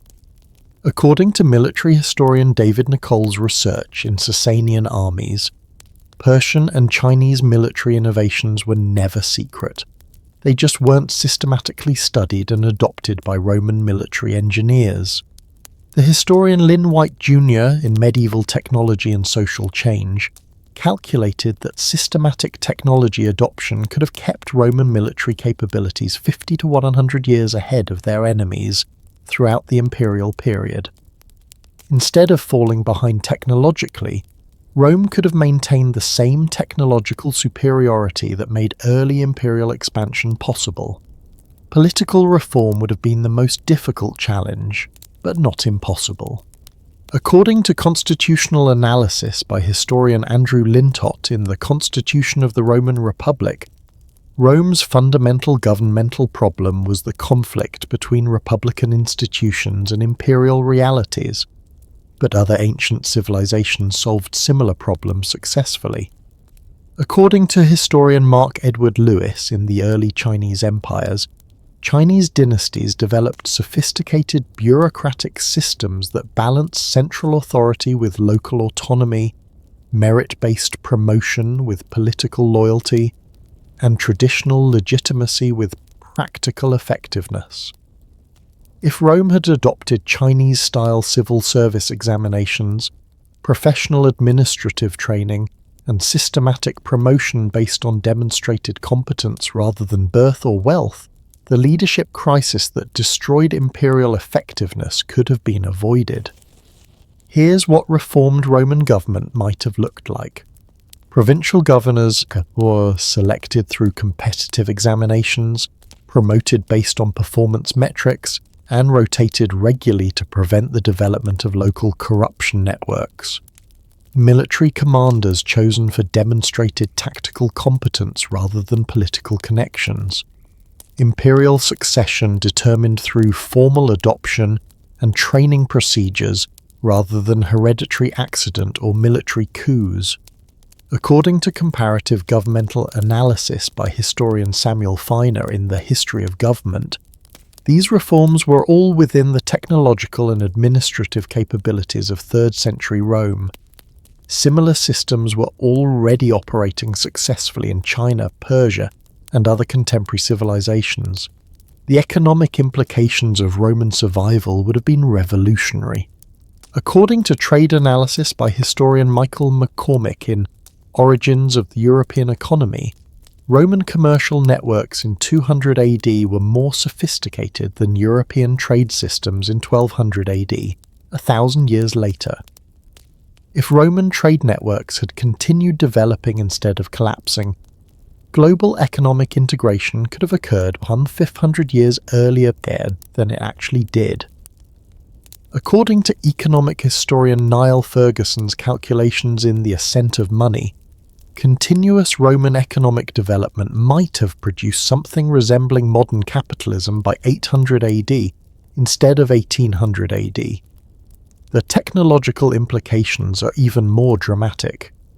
Roman engineering capabilities in 200 AD were remarkably advanced. They had concrete to steam power, mechanical calculation devices, and sophisticated metallurgy. According to engineering historian Henry Hodges in Technology in the Ancient World, Roman engineers were perhaps 200–300 years away from developing primitive industrial manufacturing. If Roman technological development had continued uninterrupted, the Industrial Revolution might have occurred during what we call the medieval period. According to technological historian Lynn White Jr.'s projections, continuous Roman innovation could have produced railroads by 1000 AD, steamships by 1100 AD, and basic electrical systems by 1300 AD. Here's where Roman survival becomes relevant to modern America. According to political scientist Paul Kennedy's analysis in The Rise and Fall of Great Powers, the same structural problems that destroyed Rome are visible in every major empire throughout history, including contemporary superpowers. The British Empire collapsed for remarkably similar reasons to Rome: military overextension, economic unsustainability, loss of technological advantage, political dysfunction, and the rise of more dynamic competitors. According to historian Niall Ferguson in Empire, British imperial decline accelerated rapidly once these problems began reinforcing each other, just as happened to Rome. The Soviet Union's collapse followed an almost identical pattern: economic stagnation, technological lag, military overcommitment, political corruption, and loss of ideological confidence. According to historian Stephen Kotkin in Armageddon Averted, Soviet leaders in the 80s were dealing with exactly the same types of structural challenges that overwhelmed Roman emperors in the 3rd century. Now here's the uncomfortable question: is the United States following the same pattern? According to economic data from the Congressional Budget Office, America currently faces unsustainable debt levels, declining in infrastructure, political polarization, and increasing military commitments that exceed available resources. But the Roman experience also suggests that these problems are solvable if addressed systematically and early enough. According to comparative empire analysis by historian Niall Ferguson, the key difference between empires that adapt successfully and empires that collapse is whether they can implement comprehensive reforms before crisis makes reform impossible. What would Roman-style reform look like for modern America? According to policy analysis by political scientist Francis Fukuyama in Political Order and Political Decay, successful imperial reform requires 5 elements: fiscal sustainability, administrative competence, technological leadership, political legitimacy, and strategic focus. Rome failed on all 5 counts. America is currently struggling with at least 3 of them, and possibly all 5 depending on your political perspective. But here's the encouraging news. Unlike Rome, modern America has access to historical examples of successful imperial adaptation. According to historian David Reynolds in America, Empire of Liberty, The United States has actually reformed itself successfully several times, during the Civil War, the Progressive Era, the New Deal, and the post-World War II period. Each of these reform periods addressed existential challenges through comprehensive institutional change. According to constitutional historian Bruce Ackerman in We the People, American political institutions have proven more adaptable than Roman institutions because they were designed with systematic change mechanisms built into the constitutional framework. The question is whether America still has the political will and institutional capacity to implement the types of comprehensive reforms that prevented earlier crises from becoming existential threats. According to public opinion data from the Pew Research Center, American confidence in governmental institutions is at historic lows, remarkably similar to Roman public opinion during the 3rd century crisis. But there's a crucial difference. Americans still have functioning democratic institutions that could, in theory, implement necessary reforms through normal political processes. Romans had to rely on autocratic emperors who usually lacked both the knowledge and the political incentives to pursue systematic reform. The Roman experience suggests that empire survival depends more on institutional adaptation than on military strength, economic resources, or cultural confidence. Successful empires are learning organizations that can identify problems early, develop effective solutions quickly, and implement changes systematically before crisis makes change impossible. Failed empires, by contrast, are trapped by their own success. They assume that what worked in the past will automatically work in the future, ignore warning signs until problems become crises, and resist necessary changes because change seems to threaten the very qualities that made them successful. Rome fell into the second category. The question facing America, and every other modern democracy, is which category we choose for ourselves. But even if Rome had successfully reformed and survived, even if Roman civilization had continued developing into the modern era, the fundamental challenge facing any successful society would remain unchanged. How do you maintain the energy, creativity, and sense of purpose that made you successful in the first place? How do you honor your past while adapting to your future? How do you preserve what's valuable while discarding what's become obsolete? These questions become even more poignant when we consider that Rome's influence never actually disappeared. Death is often just a transformation in disguise.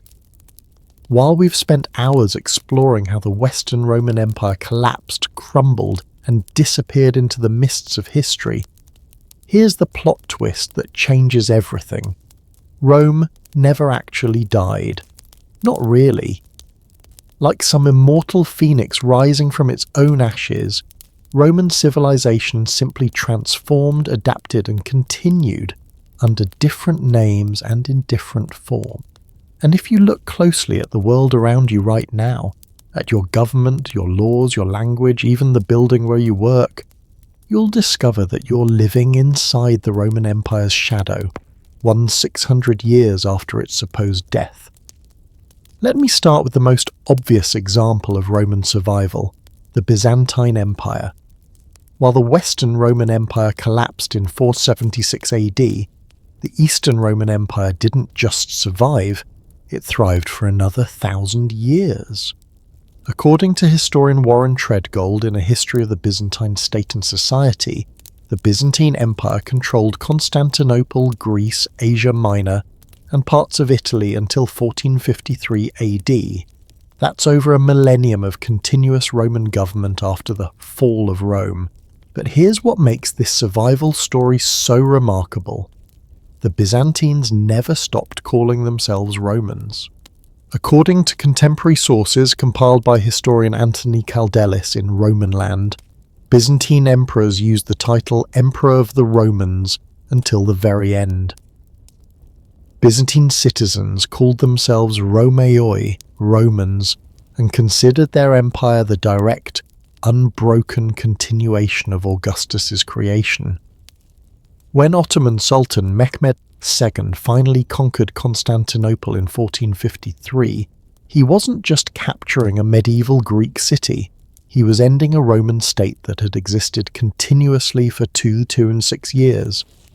According to military historian Stephen Runciman in The Fall of Constantinople, Mehmed actually claimed the title Caesar of Rome after his victory, arguing that he had become the legitimate heir to Roman authority.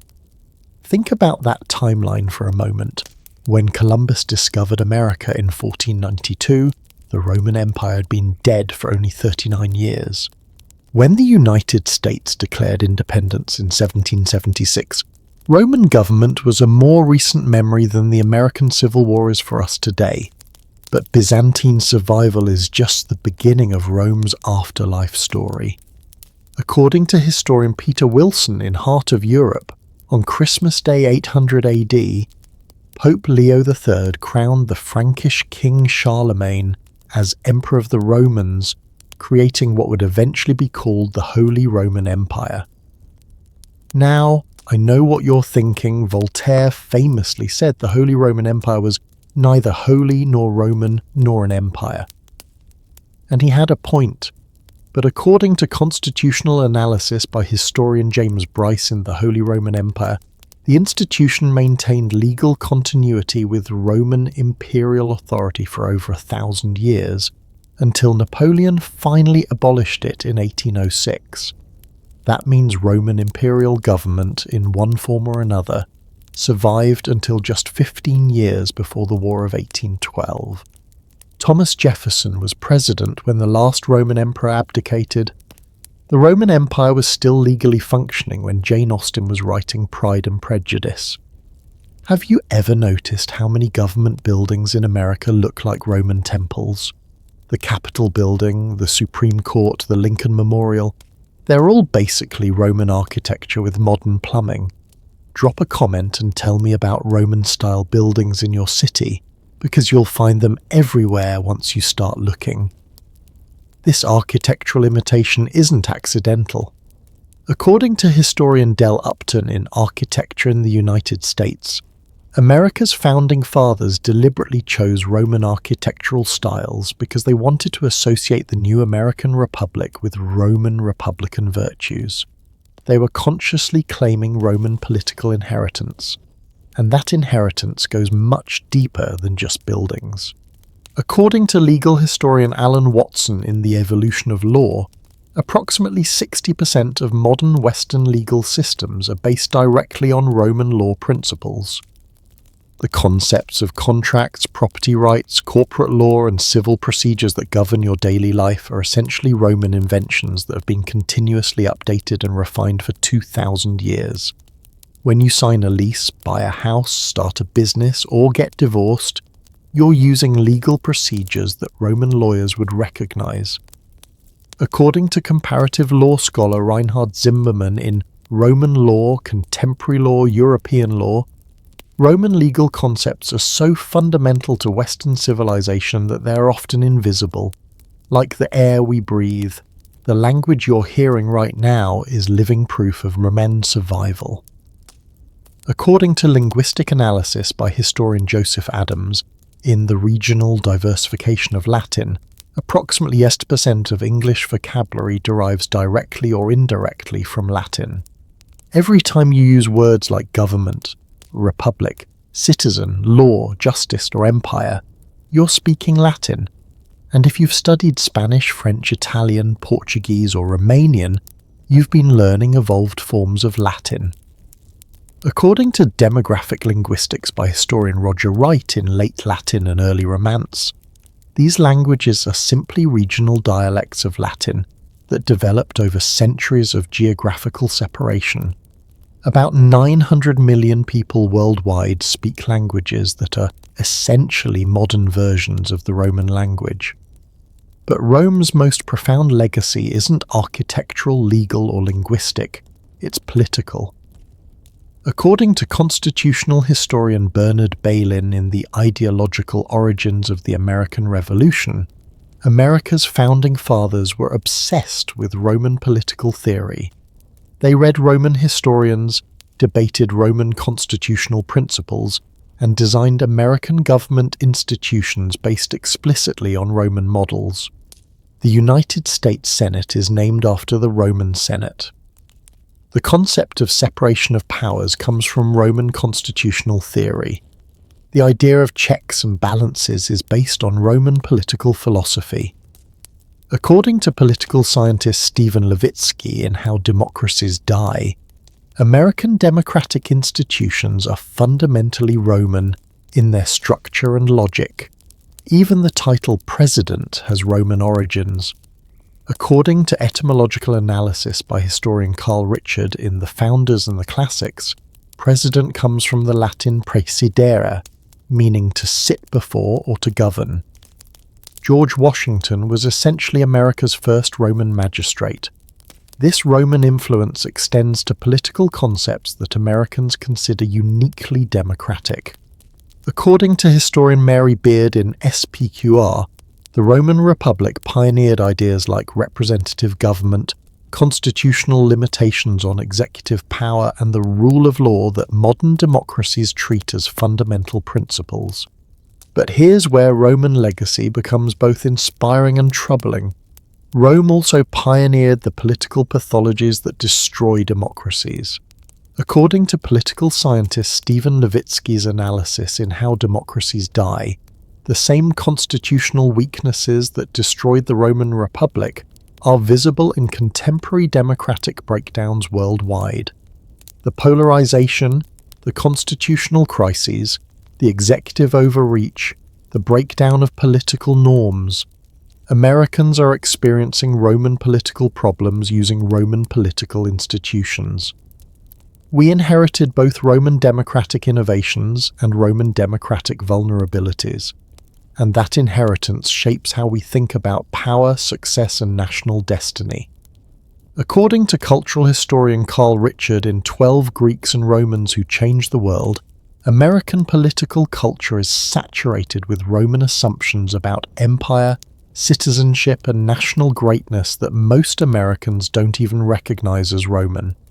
When Americans debate military intervention overseas, we're having Roman conversations about imperial responsibility. When we argue about immigration and citizenship, we're rehashing Roman debates about cultural assimilation. When we worry about national decline, we're expressing Roman anxieties about civilizational sustainability. The Roman Empire never ended. It just became the unconscious foundation of Western political thought.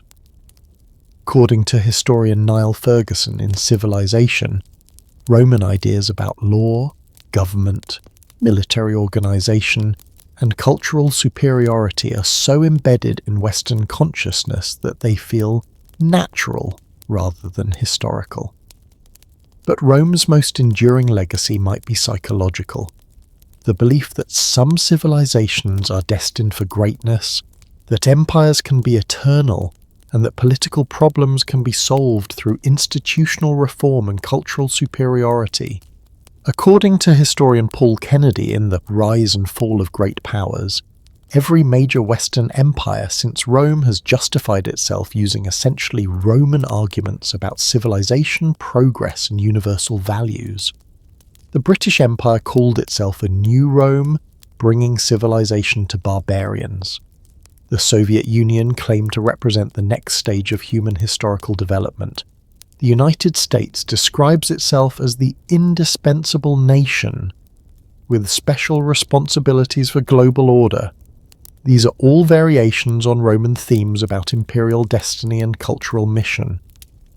Which brings us to perhaps the most uncomfortable aspect of Roman legacy, the way Roman imperial psychology continues to shape how Americans think about their role in the world. According to foreign policy analyst Robert Kagan in Dangerous Nation, American foreign policy has been consistently imperial in scope and ambition, justified through ideological frameworks that are essentially updated versions of Roman civilizing mission rhetoric. Americans like to think they're different from previous empires because American power is based on democratic values rather than conquest and domination. But according to historian William Appleman Williams in Empire as a Way of Life, this is exactly how Romans justified their imperial expansion, as a civilizing mission that brought law, order, and prosperity to less developed peoples. The Roman Empire never died because Roman ways of thinking about power, civilization, and national destiny became the default assumptions of Western political culture. We're all Romans now, whether we realize it or not. And that realization helps explain why Roman history remains so compelling to modern audiences. According to the popular culture analyst Maria Wyke in Projecting the Past, virtually every generation since the Renaissance has reinterpreted Roman history to address contemporary concerns and anxieties. Shakespeare's Julius Caesar was really about Elizabethan England. Gibbon's Decline and Fall was commentary on 18th century British politics. Hollywood's Roman epics reflect American concerns about power, corruption, and moral decay.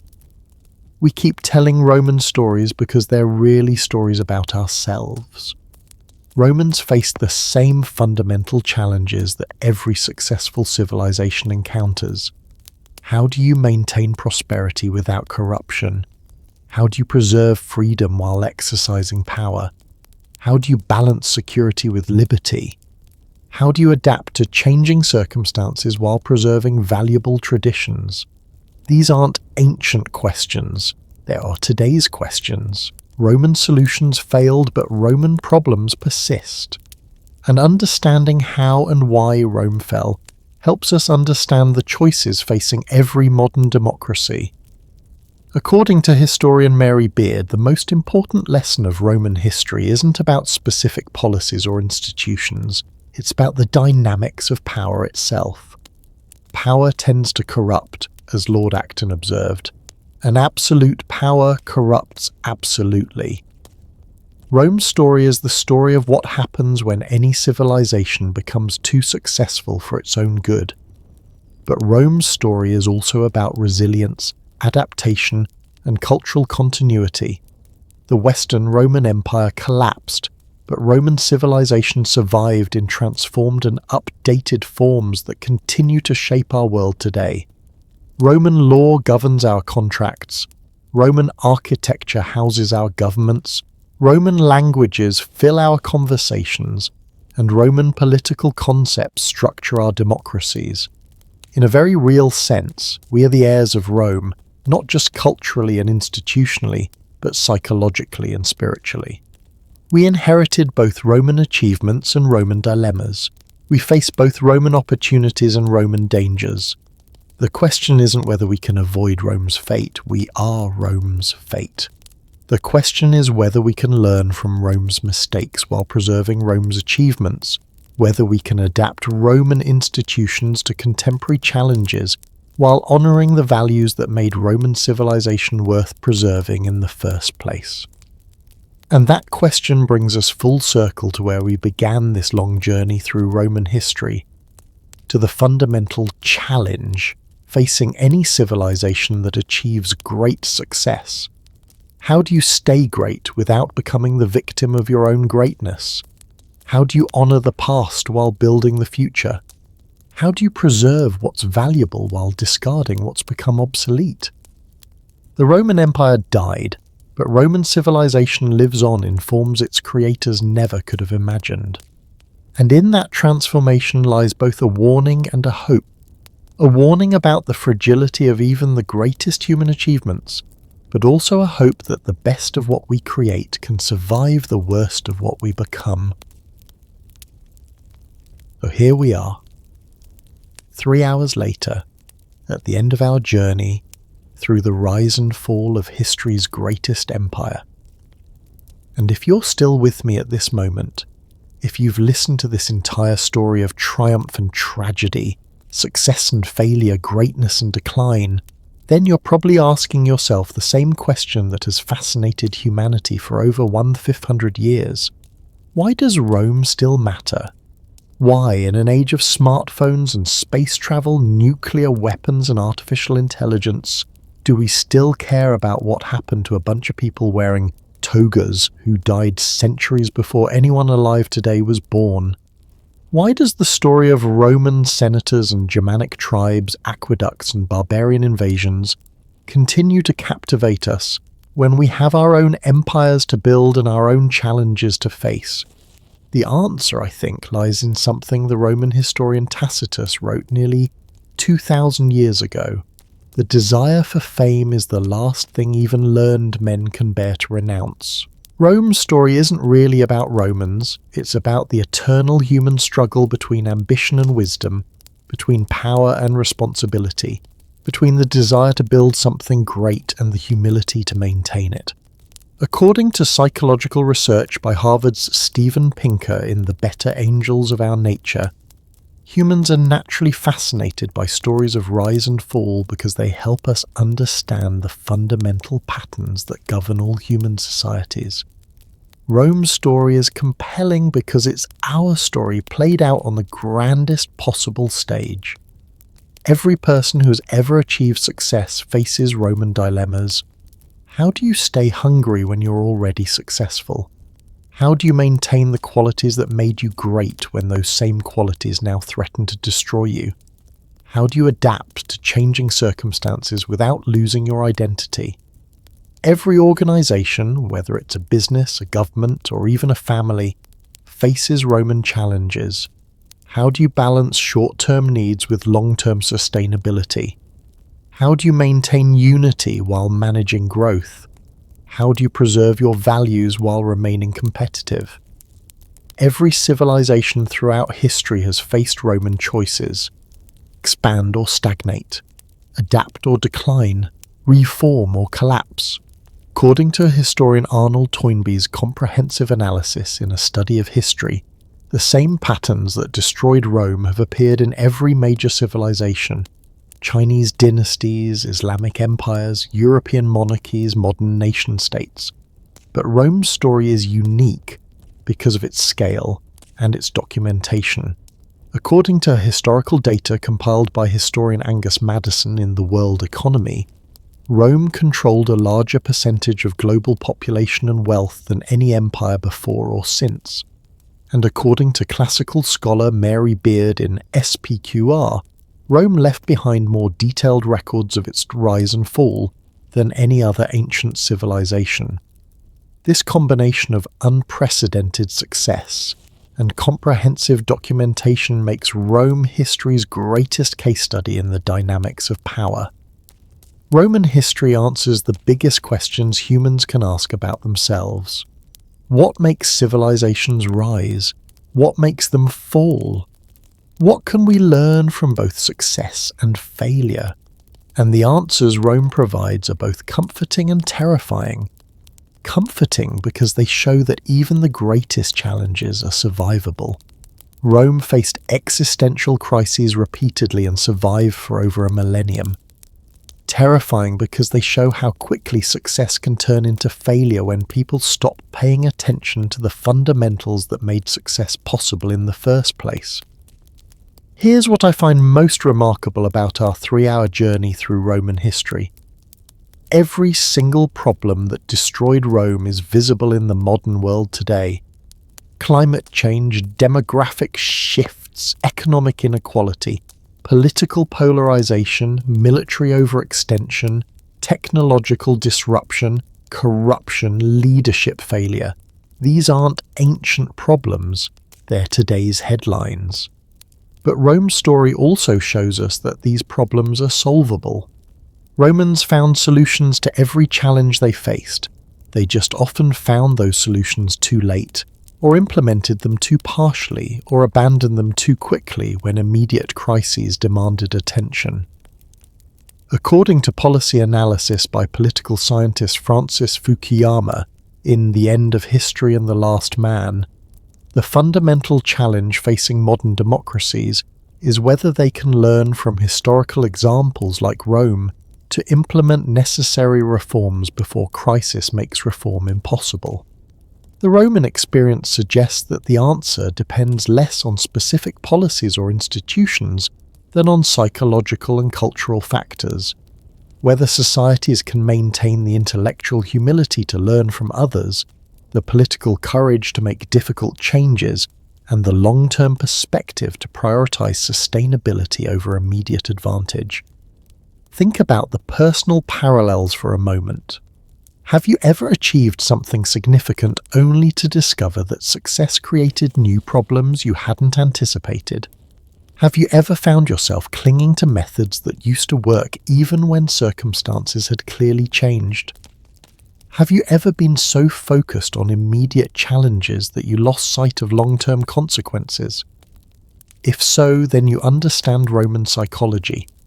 The empire that conquered the world was populated by people facing fundamentally the same human challenges you face every day, just on a much larger scale. And that's why Rome's story remains eternally relevant. According to cultural anthropologist Joseph Campbell in The Hero with a Thousand Faces, the most powerful stories are those that reveal universal patterns in human experience. Rome's story is powerful because it's simultaneously unique and universal. No other empire was exactly like Rome, but every civilization faces Roman dilemmas. As we've seen over these 3 hours, Rome fell not because Romans were evil or stupid, but because they were human. They made rational decisions that had irrational consequences.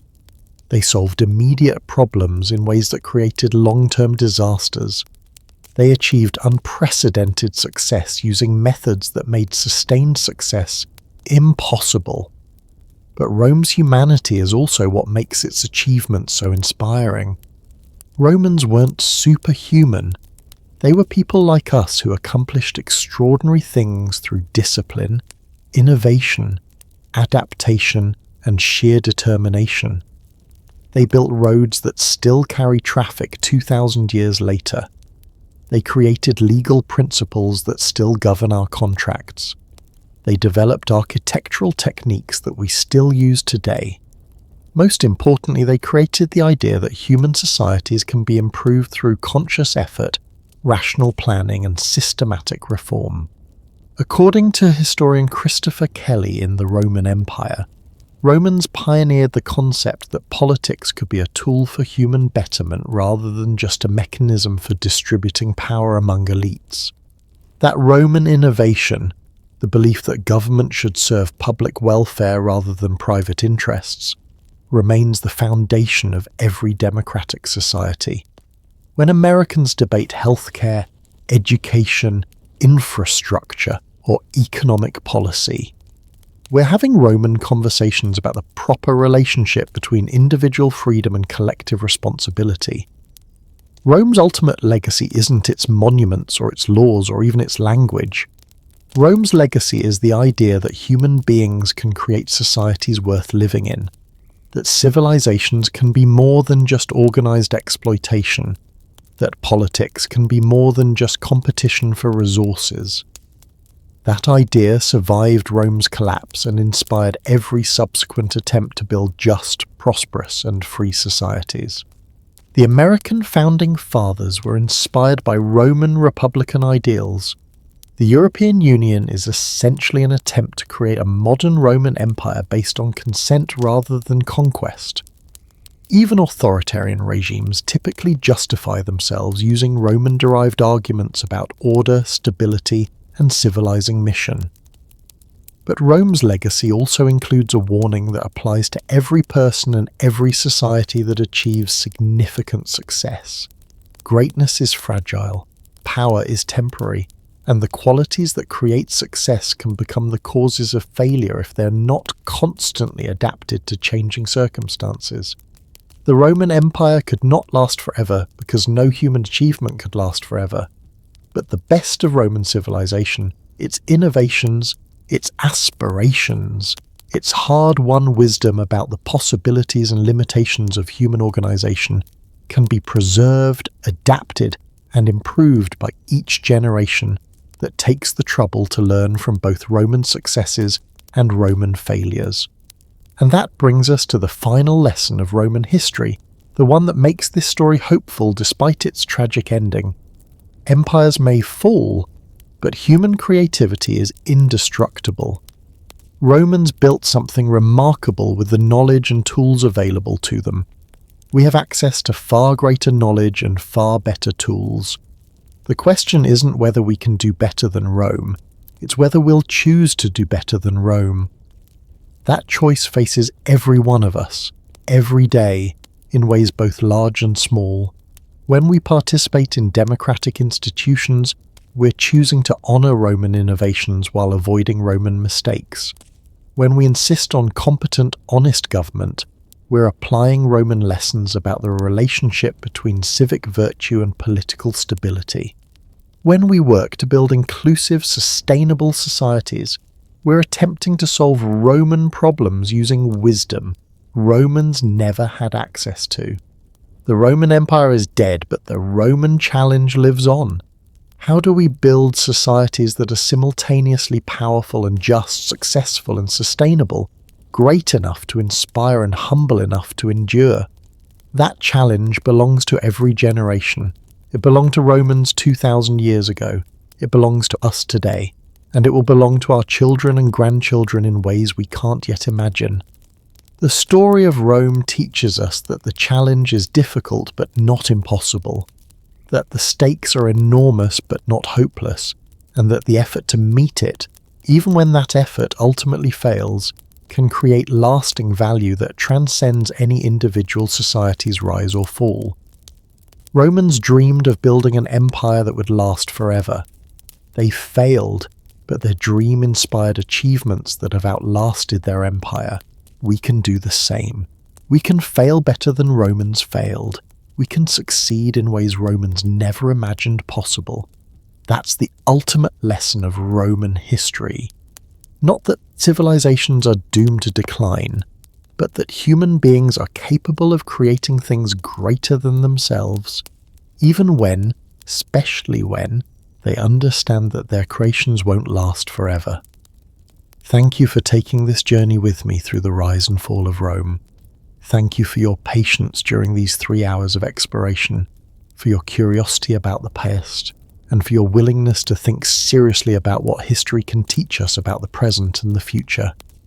I hope this story has given you new ways to think about power, success, failure, and the eternal human challenge of building something worthy of our best aspirations. I hope it's helped you see connections between ancient dilemmas and contemporary challenges, between Roman choices and the choices facing every one of us today. Most of all, I hope it's reminded you that history isn't just about the past. It's about the future we choose to build with the wisdom previous generations have passed down to us. Sleep well, and I'll see you next time for another journey into the stories that shaped our world and continue to shape our choices. Until then, remember, we are all heirs of Rome, and the future of civilization remains unwritten.